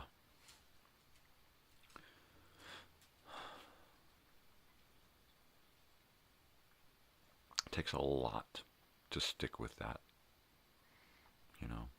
It takes a lot. And she handles it like a pro. She's a machine when it comes to doing this stuff. She takes her time, she procrastinates, she entertains herself and enjoys life. And then when it's time to get it done, she just fucking gets it done. That's it. You know? And that just amazes me. Of course, I'm very similar, so it's probably written into our DNA. But she actually does it. She actually has completion, right? I don't know if I've ever finished one thing in my whole fucking life, right? I could say this YouTube thing, but it's never finished. It's always unfinished. What's going to make it finished? How do I finish it? I don't know. Yeah, there's just a lot of things in my life that are unfinished and will quite possibly never be finished. And all she has is a record of completion. She's finished this, she's finished this, she's finished this, she's finished these, and it's like, wow. You know, I don't think I ever finished one grade without it being transferred to another school or having to move to another school. Uprooted and moved. And she went through college to the present without having to change schools other than, you know, as planned. And it's just, and that's not luck, that's by planning. We planned it that way. You know, when she got to that age, our lives became about making sure that she goes in that direction and stays going in that direction. And that's all, you know. Most parents, they're like, they have kids, and part of their lives is raising their kids, up until they're like 18, and then it's get the fuck out so I can go on with my life, right? And my life, our lives are not like that, Our daughter is our lives. That's it. That's all there is to it. Anything that we have to do to make her life happen the way she wants it to, and that's what we do, And she doesn't take advantage of that. She knows full well that we're there to back her up. And while she takes advantage of that fact, she doesn't take advantage of us as people, And you get a lot of kids out there that just want to use their parents, And then a lot of parents out there that just want to be done with their kids. And I don't ever see that happening,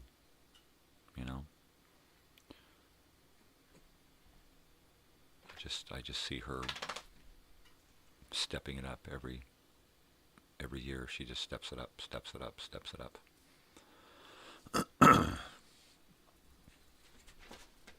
So we just step it up. We just back her up even more. If we have to relocate to another state so that she can attend the school that she wants and wants to have us there to help facilitate that, we're there. Without question. We pick up and we move. As difficult as that would be, we would do that.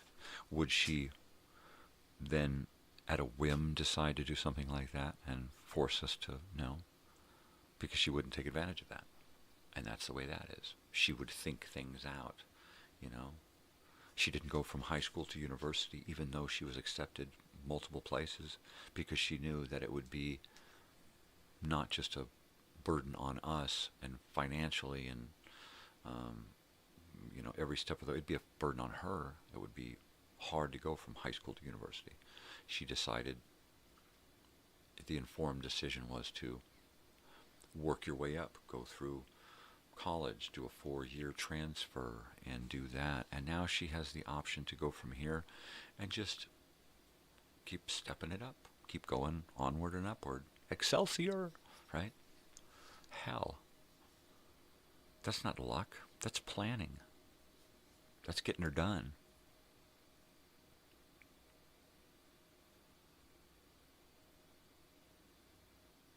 And that's,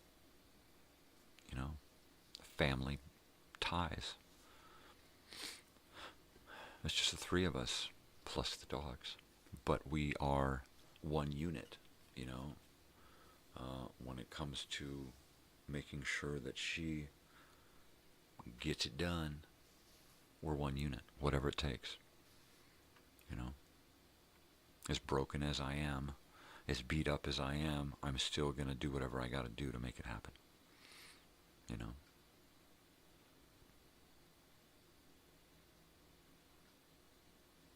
It's worth it to her, it's worth it to me, it's worth it to Mom, it's worth it to the world to get my daughter. When the world gets my daughter, the world's going to change. The world's already changing by way of her small interaction with it now, all right? When she becomes a part of the world, things are going to change, all right? That's all I can say about that. I'm trying to create a wave here. It's a small ripple, right? It's just a ripple that really doesn't go anywhere at this point. But I'm trying my hardest to create a wave of change. Mainly by just shaking people, rattling their cages, making them go, oh my God, did he really say that? Oh no. Oh, I got to change this. But don't change it. Step it up. Take it a step further and listen. Interact. Comment. Let me know what you're thinking. Don't just go, oh my God, and get offended and run off. Let's talk. Let's create. I'm not out here to offend anyone. All right. I'm out here to change people's way of thinking about the world. Come back to a 1980s way of thinking about the world. I'm just saying. You could learn a lot from the past, and I'm past man, Talk to me. I'm right out of the past. I never left it. I'm just kind of step through a doorway and I'm here, and I can step back at any time and be back there.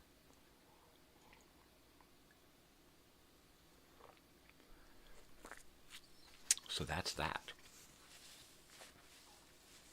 Right? Past man.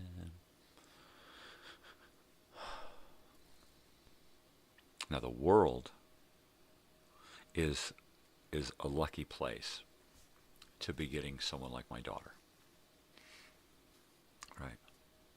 The world don't know what's good for them with me. I mean, they got me and they don't know what's good for them. Once my daughter gets out there in the world,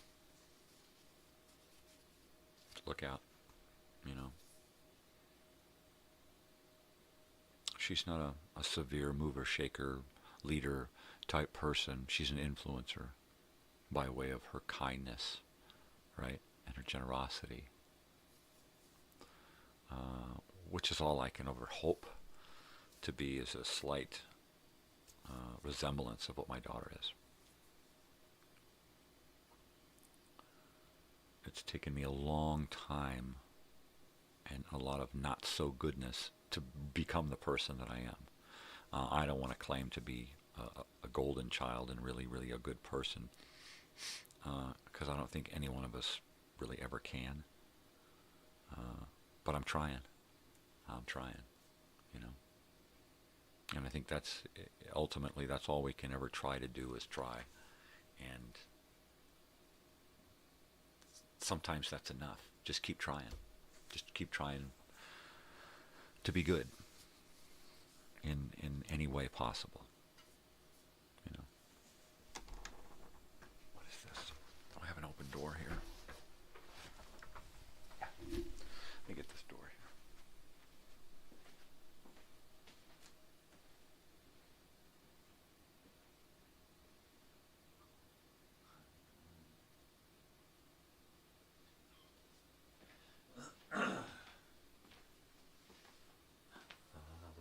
Muchachos.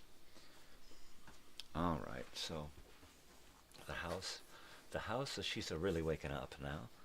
We still got people are waking up everywhere.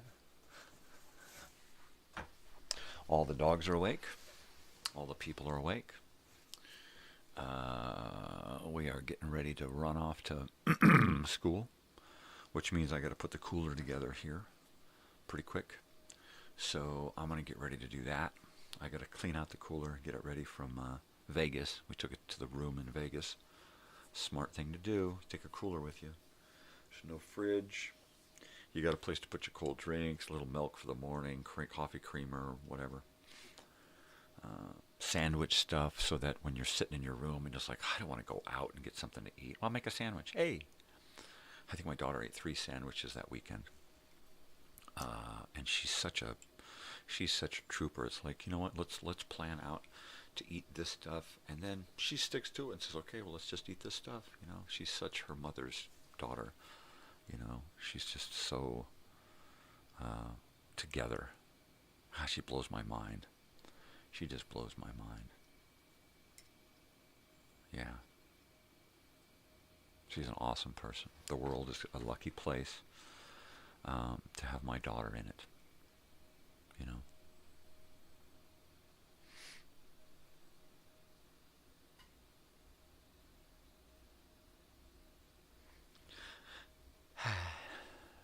Anyways.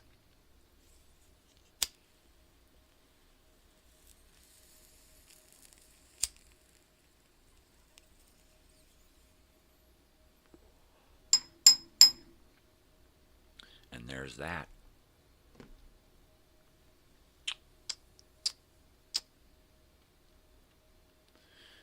Okay.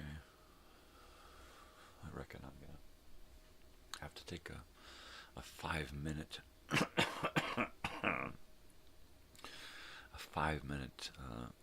sojourn into the kitchen. Pardon me. And put that cooler together. Shouldn't take too long. And heat up my coffee.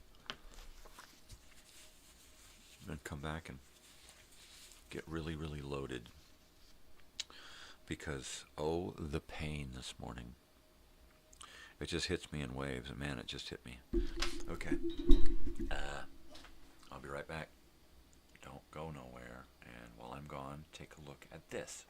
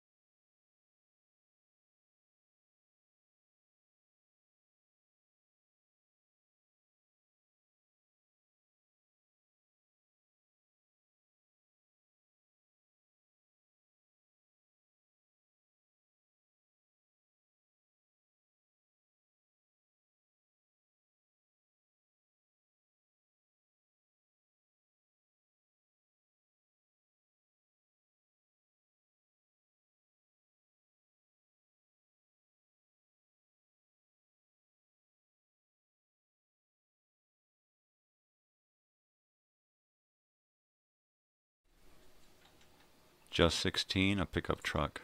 Out of money, out of luck. I've got nowhere to call my own. Hit the gas and here I go. I'm running free, yeah. I'm running free. I'm running free, yeah. Oh, I'm running free. I spent the night in an LA jail and listened to the sirens wail. But they ain't got a thing on me. I'm running wild, I'm running free. I'm running free, yeah. I'm running free. I'm running free, yeah. Oh, I'm running free. Get out of my way, hey.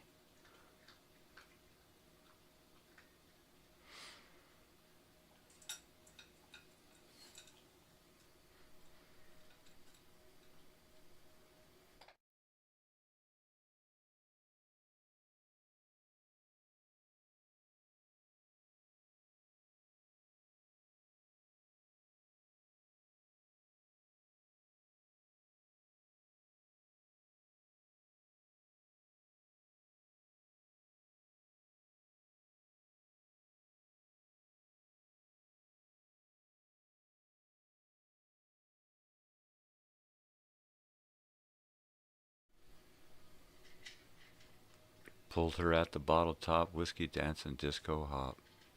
Now all the boys are after me, and that's the way it's gonna be, yeah. I'm running free. This was my anthem growing up, man. These first two albums from Iron Maiden were my, world for quite a while. Thank you, Paul Diano.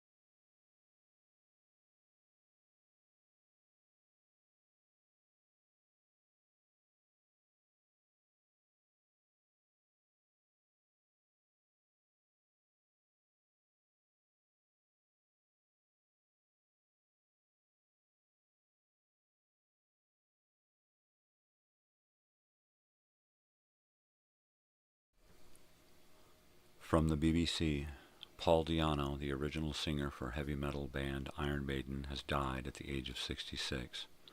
Born Paul Andrews, the musician featured on the band's first two albums, Iron Maiden and Killers, establishing them as a crucial part of the new wave of British heavy metal. He left the band in 1981 and was replaced by Bruce Dickinson. Di'Anno later admitted he had been partying non-stop 24 hours a day, and that the impact on his lifestyle wasn't fair to the band, the fans, or himself.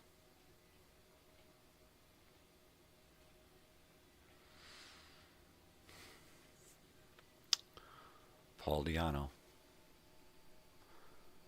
gone at the age of 66.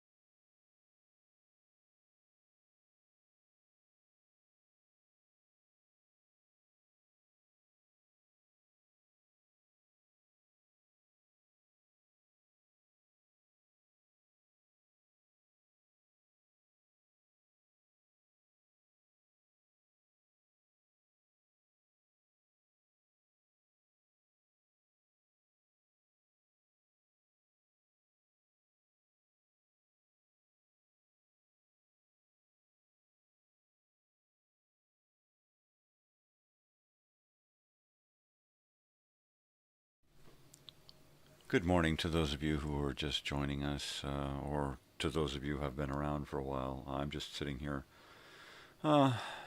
contemplating Iron Maiden and the loss of Paul Di'Anno. Reminiscing and remembering back in the good old days when I was in junior high and Iron Maiden was my first heavy metal love. And it was those first two albums that did it. I fell in love with Iron Maiden, and then Killers came along, and I was doubly impressed. And I had a little trouble with the changing of the guards, so to speak. I never really got over it, but I endured and enjoyed the change of Iron Maiden. Still, of course, missing Paul Di'Anno. hear the dogs battling in the background now. Things were never the same, of course, for Iron Maiden. They got better. But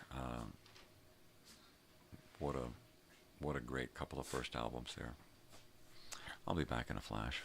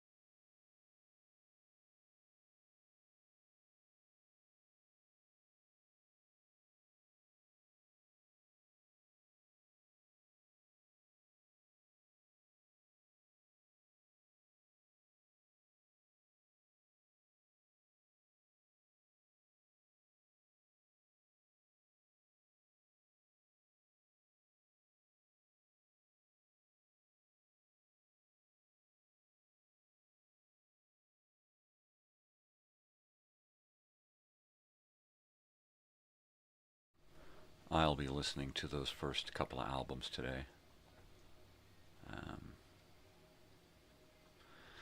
It just seems appropriate that I pay homage to my first heavy metal love, right? That would probably be it.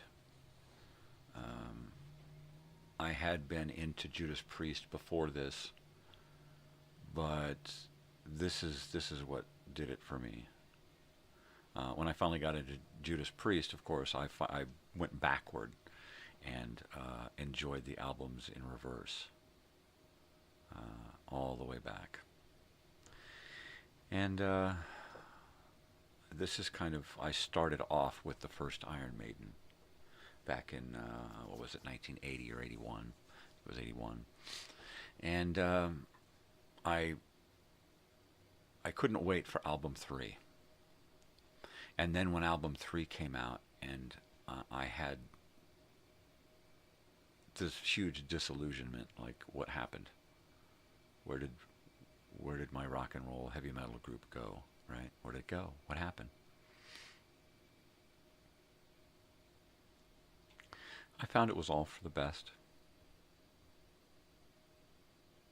There were all kinds of rumors, the first singer died, he became a drug addict, he lost his mind, Eddie ate him, all kinds of weird shit. The fact was he blew it, and he knows he blew it. He just partied too much. Or he knew he blew it.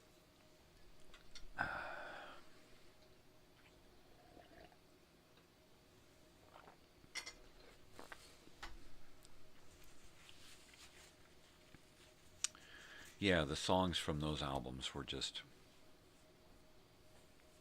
incredible. More after this.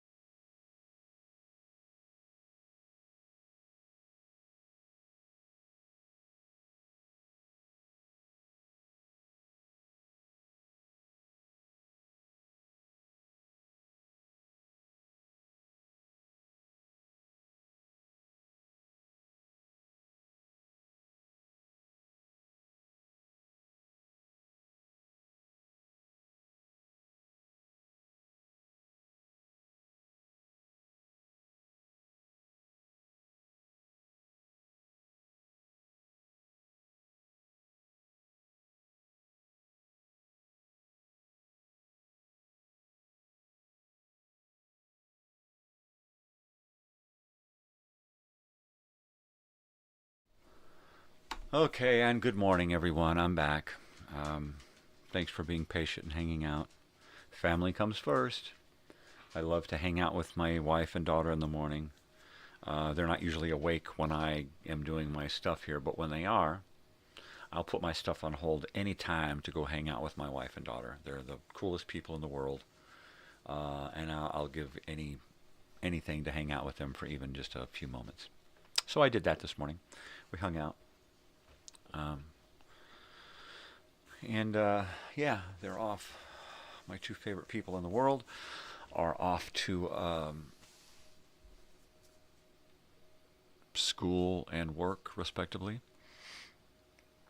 And then my daughter gets to go out to a show tonight directly from school, straight over to the venue and see Hawthorne Heights.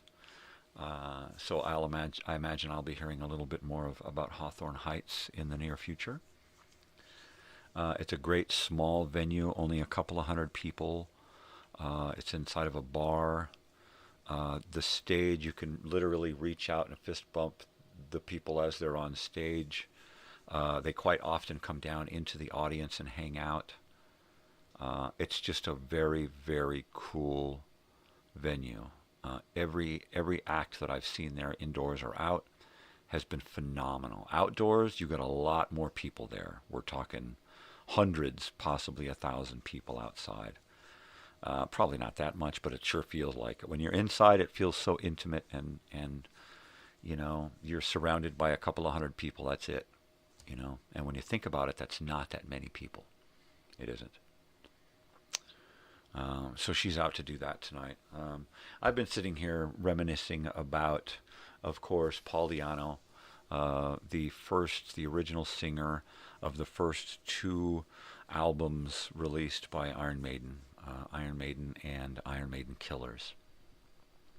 So I've been sitting here kind of going through my own memory and kind of reminiscing about the old days, and first falling in love with Iron Maiden with that first album and then the second one, and being destroyed finding out that Paul Di'Anno was no longer with the group, and then Bruce Dickinson. But those first two albums for me will always be my introduction to Iron Maiden. A lot of people find Iron Maiden after that and then go back and check out those albums and go, yeah, that's cool. And they're total Bruce Dickinson fans, right? I fell in love with Iron Maiden with Paul Di'Anno, and that will always be my Iron Maiden. But I love Bruce Dickinson Iron Maiden, don't get me wrong. It is some of my favorite music. And then with the addition of Nico McBrain, right? Wow. The band just completed. They went through a bunch of changes after that in the 90s, but for me, the band was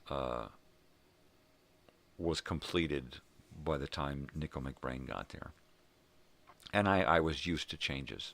I wasn't at first. I wasn't used to a band changing so drastically. But I got used to it. I mean, you had to, right? You had all kinds of stuff going. I mean, look at Black Sabbath, right? They went through so many changes. And then you, of course, got iconic Van Halen, who went through their own changes, right? And I got used to that. I got used to the whole idea of Sammy Hagar. But you know, to be quite honest with you, it was real hard at first to say goodbye to Paul Di'Anno when Bruce Dickinson came about. It was just hard. I got over it. But I never really got over the losing him from the group, right?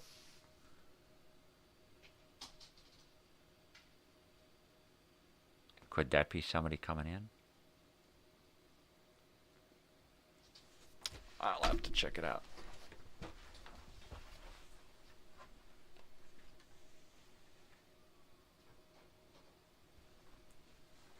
have to check it out. going on? What's going on, dude?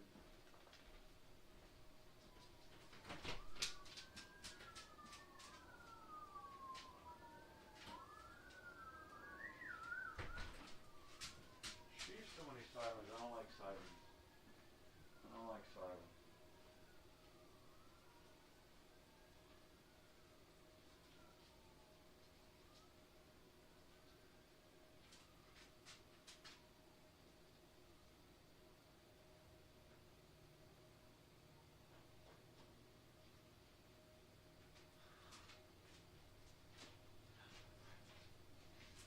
Well, it seems those sirens were only cops, but you never know.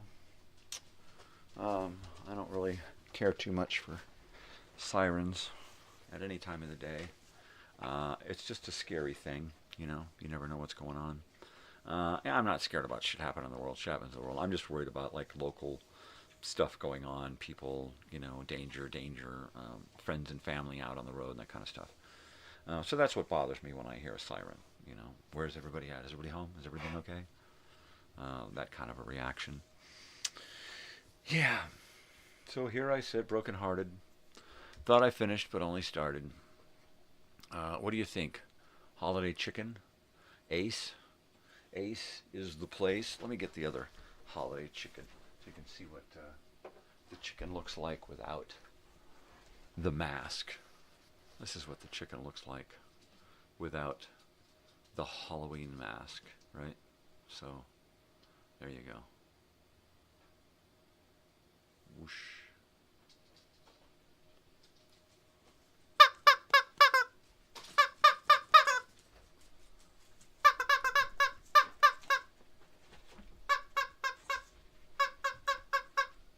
Of course, Tootsie probably thinks this sounds like an animal that she would normally kill, right? Because she grew up in the wild.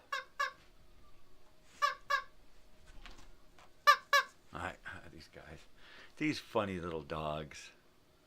They're such funny little dogs. I know, I'm making noises. I get it. You're all excited now.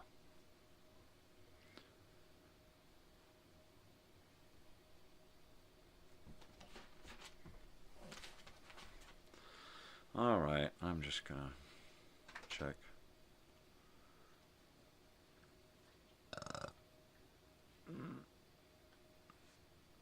Pardonnez-moi.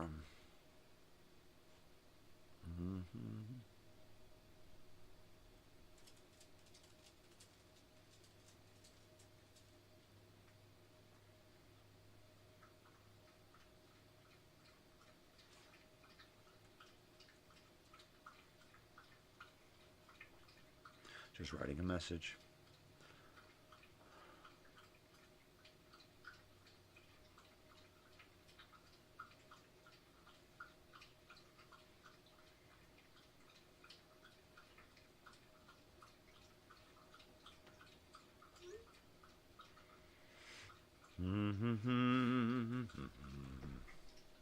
Maybe they'll see something on their way.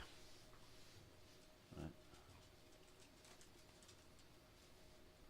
Yeah, wearing long pants and long socks all the time makes my skin itchy. It's probably like a soap allergy or something, right? Right? Like, am I right? Like, for sure, you know? Am I gone? Yeah.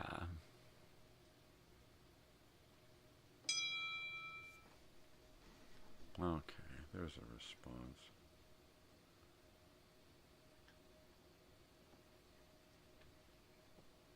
Okay, they haven't seen anything all.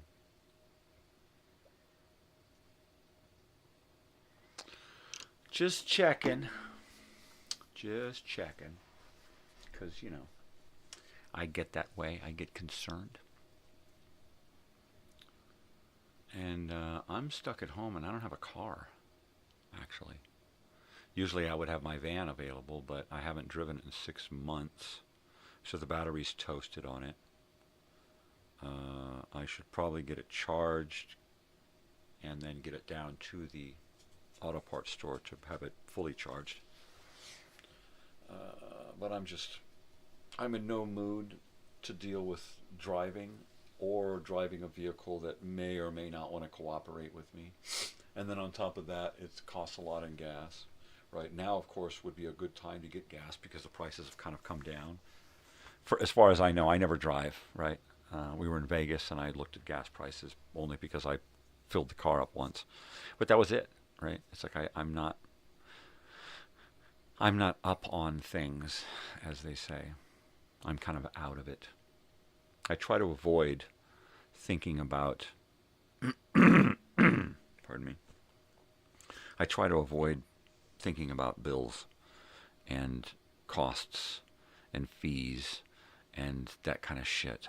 I've really tried to pass as much of that responsibility off to my wife and daughter as possible. I did that for when we first got married, I was responsible. I was the guy. I did all that, went out and worked, paid the bills, had a bank account, and I slowly started feeding a lot of that responsibility to my wife. I wanted her to be able to deal with that responsibility. She's from another country, of course, so it makes it easier on me if she's able to deal with stuff. But it also makes it easier on her if I'm not around. So now she's pretty much 100% responsible for everything in our lives. And I've planned it that way. Not so much for my benefit, although it is great, but for theirs, right? It's like somebody takes off and they're completely gone, removed from your life, extracted, right? The hand of God reaches down and just rips you from the planet. And then you're gone. And then what? What do? They have no idea what's going on, how to do this, how to pay bills, where what is, and how to do and it's like, no. So for the last 10 years, I have been slowly making them both responsible for everything, right? I have a few things left to put into their names, and then we will be responsible for everything in each other. And then if one of us happens to be removed, they can handle it. And that's my ultimate goal, is to make them self-sufficient in my absence. It's very important to me to know that they're going to be okay, right? So that's what I do. It's not that I'm lazy. There's a part of me that just can't deal with that shit anymore. There's a part of me that was never able to deal with that shit, and she does such a better job with our home finances than I ever could. She juggles, absolutely nothing and makes it worth something, right? How do you take nothing and actually pay bills, right? She can stretch a dime to $1. I mean, seriously. She's incredible. So, yeah, I try to make them as responsible as possible so that they not only can be, but they know they can be. They can take on more responsibilities if they want to because they have the inner strength to deal with it, It took me a long time as a youngin' to get to where I could do stuff on my own. My daughter's 20, and she's far beyond where I was at 20. Far beyond. Okay? She's killing it. I'm so proud of her. It all comes back to that, right? Anyways, I just don't want, other things to come along and distract her, Not so much people or things, but some people and some things, I just want some people to stay away from her. Stay away from her life. Stay away from my life. Stay away from her life. Stay away from our lives. You were there once, but you're gone now, so just stay away. There was a time and a place for that, but it's gone. And there are a few people out there who make me feel that way. Like, you were there once. There was a time and a place for our being friends and being relations and stuff, but now it's gone. It's just gone. And you just hope you don't have to tell those people. You just hope those people don't ever come around, so you have to tell them, look, I don't know what you're thinking, but we're not that anymore, I was crushed when I had to tell a family member, look, I get it, but we're not like that anymore. We were never like that. You may think so, but we were never like that. If you want to be like that, let's do that. You know, and I was crushed. I was destroyed to have to tell a family member that. And then get a shit-faced reaction like, well, fuck you then. You know, I mean, come on.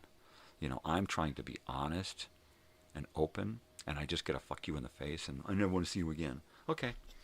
You know, that's exactly why I can't be me, because nobody will just accept me as me. They have to accept me as me in their eye. You know, you don't fit into my picture of you, so it's like, fuck you then.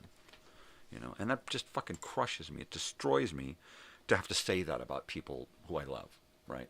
They just don't know me. They don't want to get to know me. And they prove it by just saying, well, fuck you then. You know, and it sucks, you know. And then there are other people around from my past who, you know what, it was just never there. As much as you wanted it to be, it was just never there, you know. It just wasn't, you know. Sorry. Not sorry. Sorry, I'm not sorry. I don't know. So I've learned to move on. You know, you can have a few people from the past, but mostly you got to move on, because everybody just wants you to be that same person, or they just want to see you as that, what they've always seen you as, you know, and they don't want to move on. They don't want to, they've grown. Why can't you grow in their eyes, right? Why can't you change in their eyes? They just see you as, you know, give me a break. Give me a break.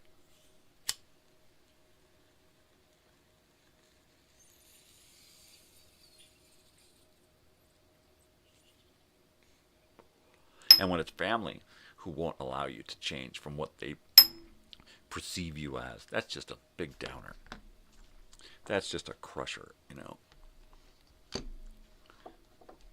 Blood is thicker than water, but mud is thicker than blood. That's just the way it is, right? Yeah. Paul Diano, dead at age of 66.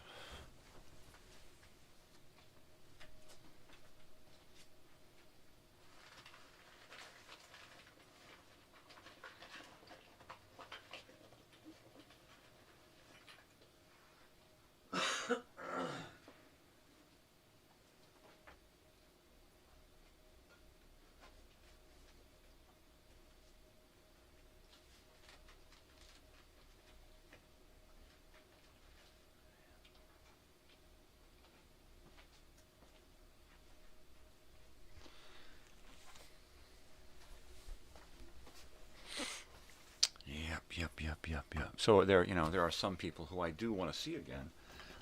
I just don't think that I want them as a part of my life, you know, permanently, like on a regular basis.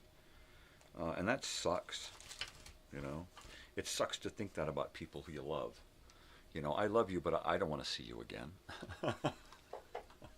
we you know, just because we ate the same food and, you know, shared the same sleeping quarters during our childhood, it doesn't really make us bosom buddies. It doesn't. It just means that we shared time together and ate the same. I mean, it's just, right?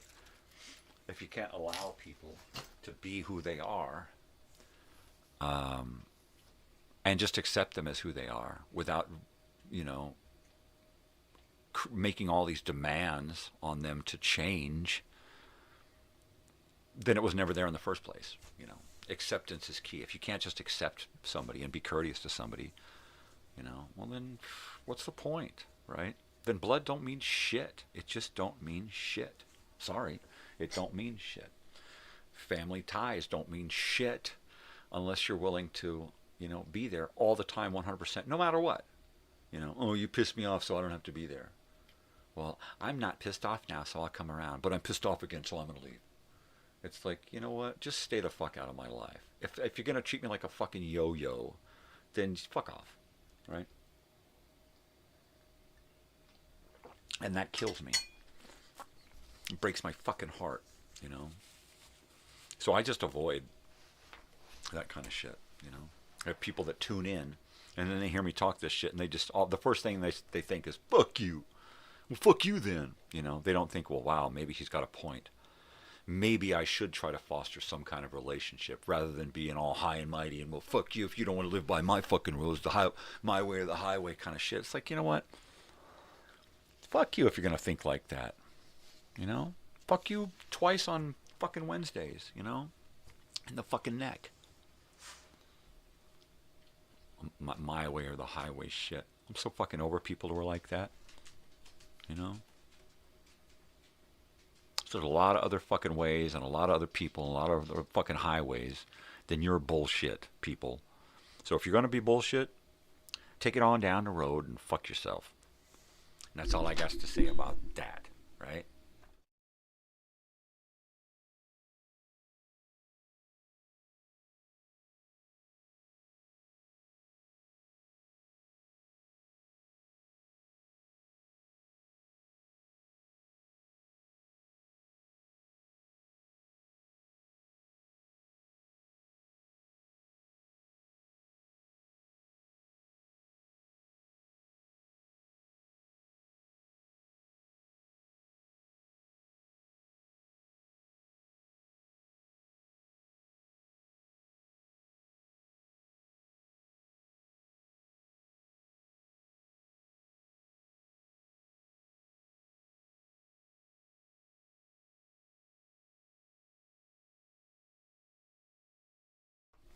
Yeah, totally.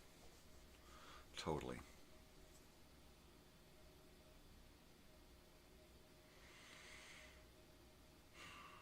I guess one of the horrible traits about people who suffer depression is their overabundance of caring, right? I could think because I care so much about people and things that I get so wrapped up in the emotion behind it. Yeah, I mean, you can, if you have me as your friend, I'm all in 100%. If you have me as your enemy, I'm in 100%, right? There ain't no halvesies going on, right? It's not just, you can say fuck you to me one day, and then I come back the next day and say, hey man, I'm sorry, I didn't mean it. It's like you keep that shit up, and it's like, fuck me once, fuck you, fuck me twice, and I'll eat your fucking face, right? I'm over it, Been there, done that, been fucked over by family and friends way too many fucking times. And I'm just like, you know what? I'll just move on. If you're there, if you're family, you're there. If you're friends, you're there. If you ain't, you ain't. I'm not even going to fucking read anything into it anymore. I'm not going to give a fuck one way or the other. You're either there or you're not, and I don't care either way. Right? That's the way it is. That's the way it's turned out, because that's how I've been forced to feel, I mean, I have to go out of my way to scratch together a little time with somebody. And sometimes it gets to the point to where it's like, you know what is the point? I feel like if I got to do all of this just to get this, maybe nobody wanted this in the first place, and I should just step the fuck back and say, fuck it. And I went through most of my life like that, staying away from my family and most of my old friends, because I felt like they just didn't want any of it. They didn't want any of me. They didn't want me at all. They didn't want me around. They didn't want to talk to me. They didn't want to look at me. They didn't want to think about me. And so therefore, if I was out of the picture, it made it real easy for them to know nothing about me and to not have to care. And that's just the way my depression turned out. Yep. Like that. Gosh, it's 8 fucking o'clock. Fucking 8 o'clock. I don't know, but this is going on. I'm still doing coffee and bong hits.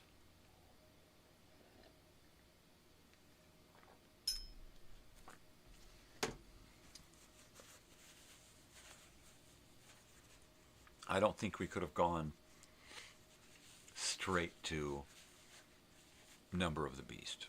I don't think it would have worked.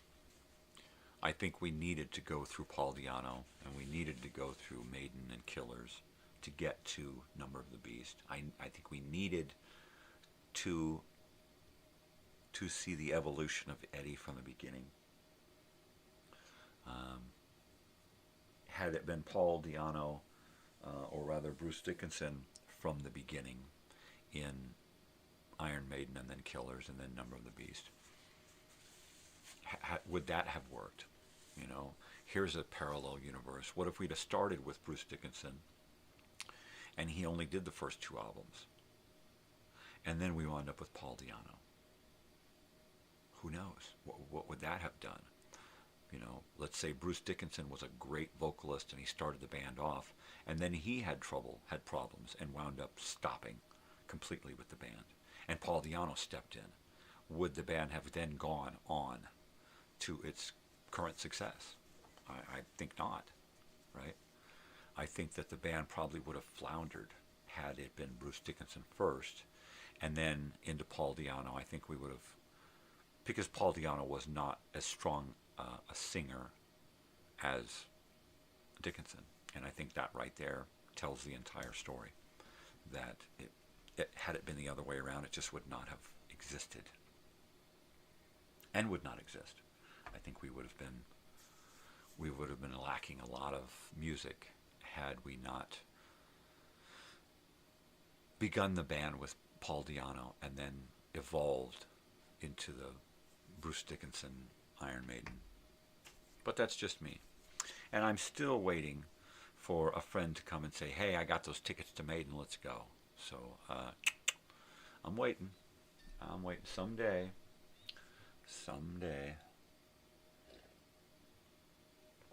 Maybe not. Someday may come too late. So I'm trying to get as much done as possible in the days of now, because in the days of future, probably ain't going to be a whole lot going on. Right?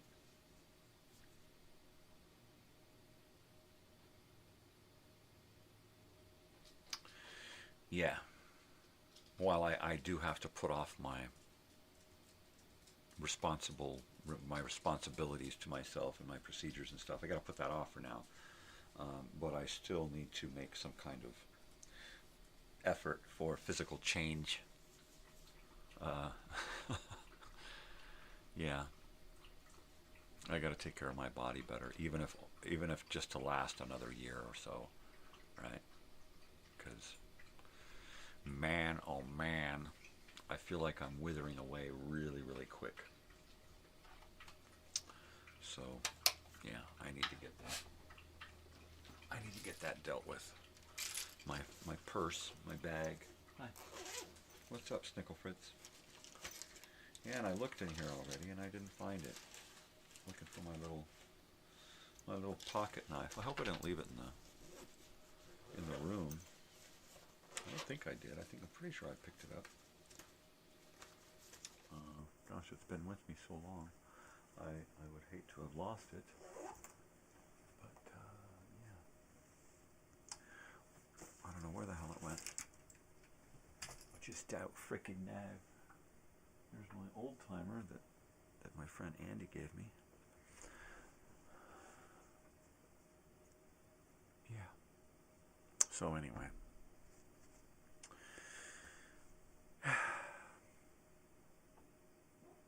Oh, and there's Big Dog wanting to come in now. Let me go let her in. Nobody get in my chair, huh? Stay out of my chair. Stay out of my chair. Stay out of my chair.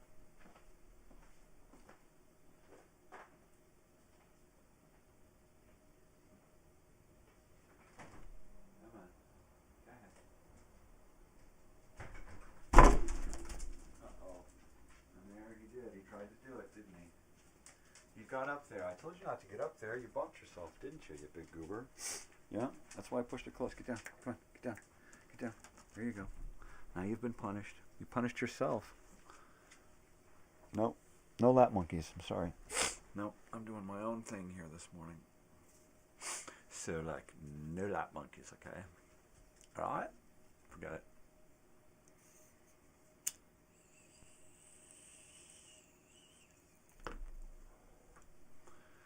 Yeah.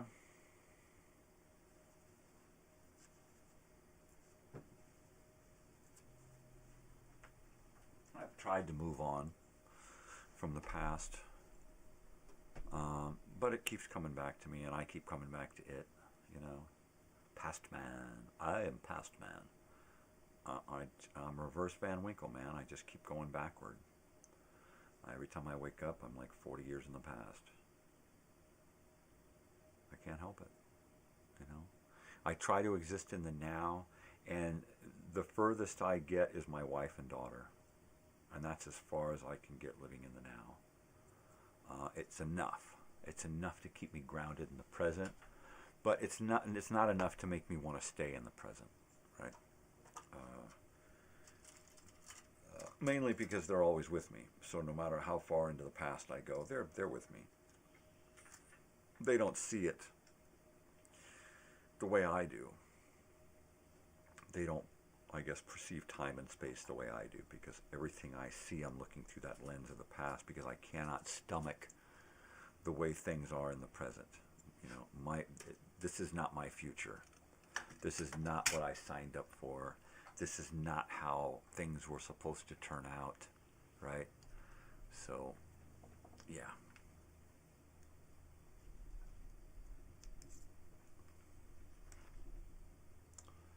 I'm just stuck in the past. And it's not, I don't feel stuck. I feel at home.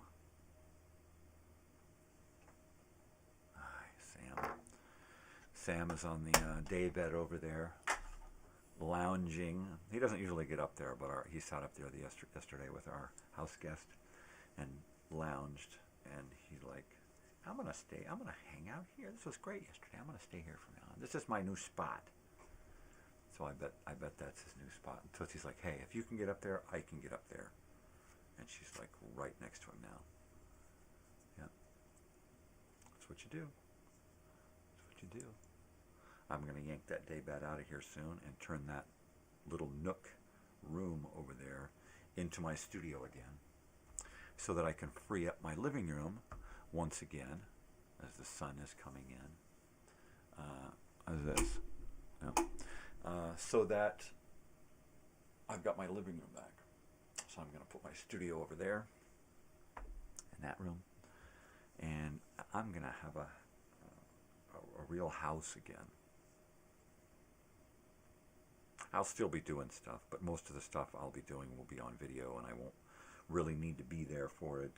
I won't really need to have a set or anything. This wall here will be undergoing some serious changes in the future, the near future. All of those frames are coming down, except for maybe one or two. And I'm going to be putting up new frames, photos, mainly of family, friends, acquaintances, and people I've gotten to meet recently, autographs and that kind of stuff, photos of me and celebrities and that kind of stuff. So I'm gonna revamp that wall and kind of make it more geared toward the show now that I've got some content and stuff built up in my own little repertoire, as it were. So yeah, I'll be doing that. And I'll try to set up a revolving set where I'll change something out every day. Every time I'm live, I'll change something out. And this, every day it'll change a little bit. A new record, a new TV guide, a new 8-track, some element will change every day on that new set. Something that is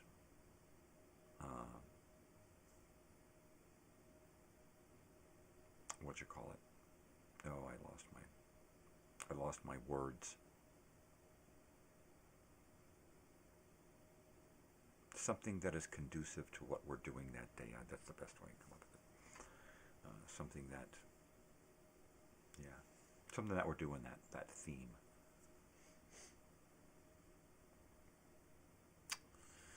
Yeah, and this here, since I won't be doing a live for a while, this view here is probably going to change and take on a couple of different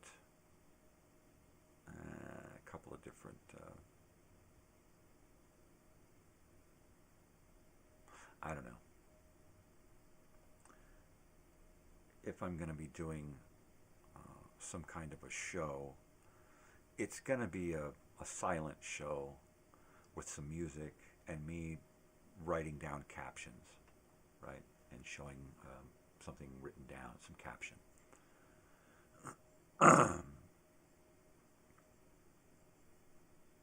So I don't know if I'm just going to spend the time to retool and reprogram the channel and then come back full with something, or that I'm going to keep dribbling in live stuff, or I'm just going to halt the live.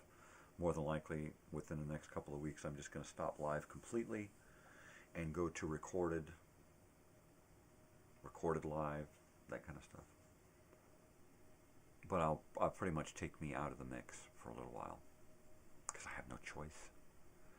I have no choice in the matter. So, yeah, how long I'm gone, who knows?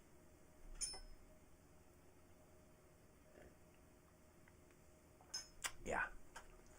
Mm-hmm.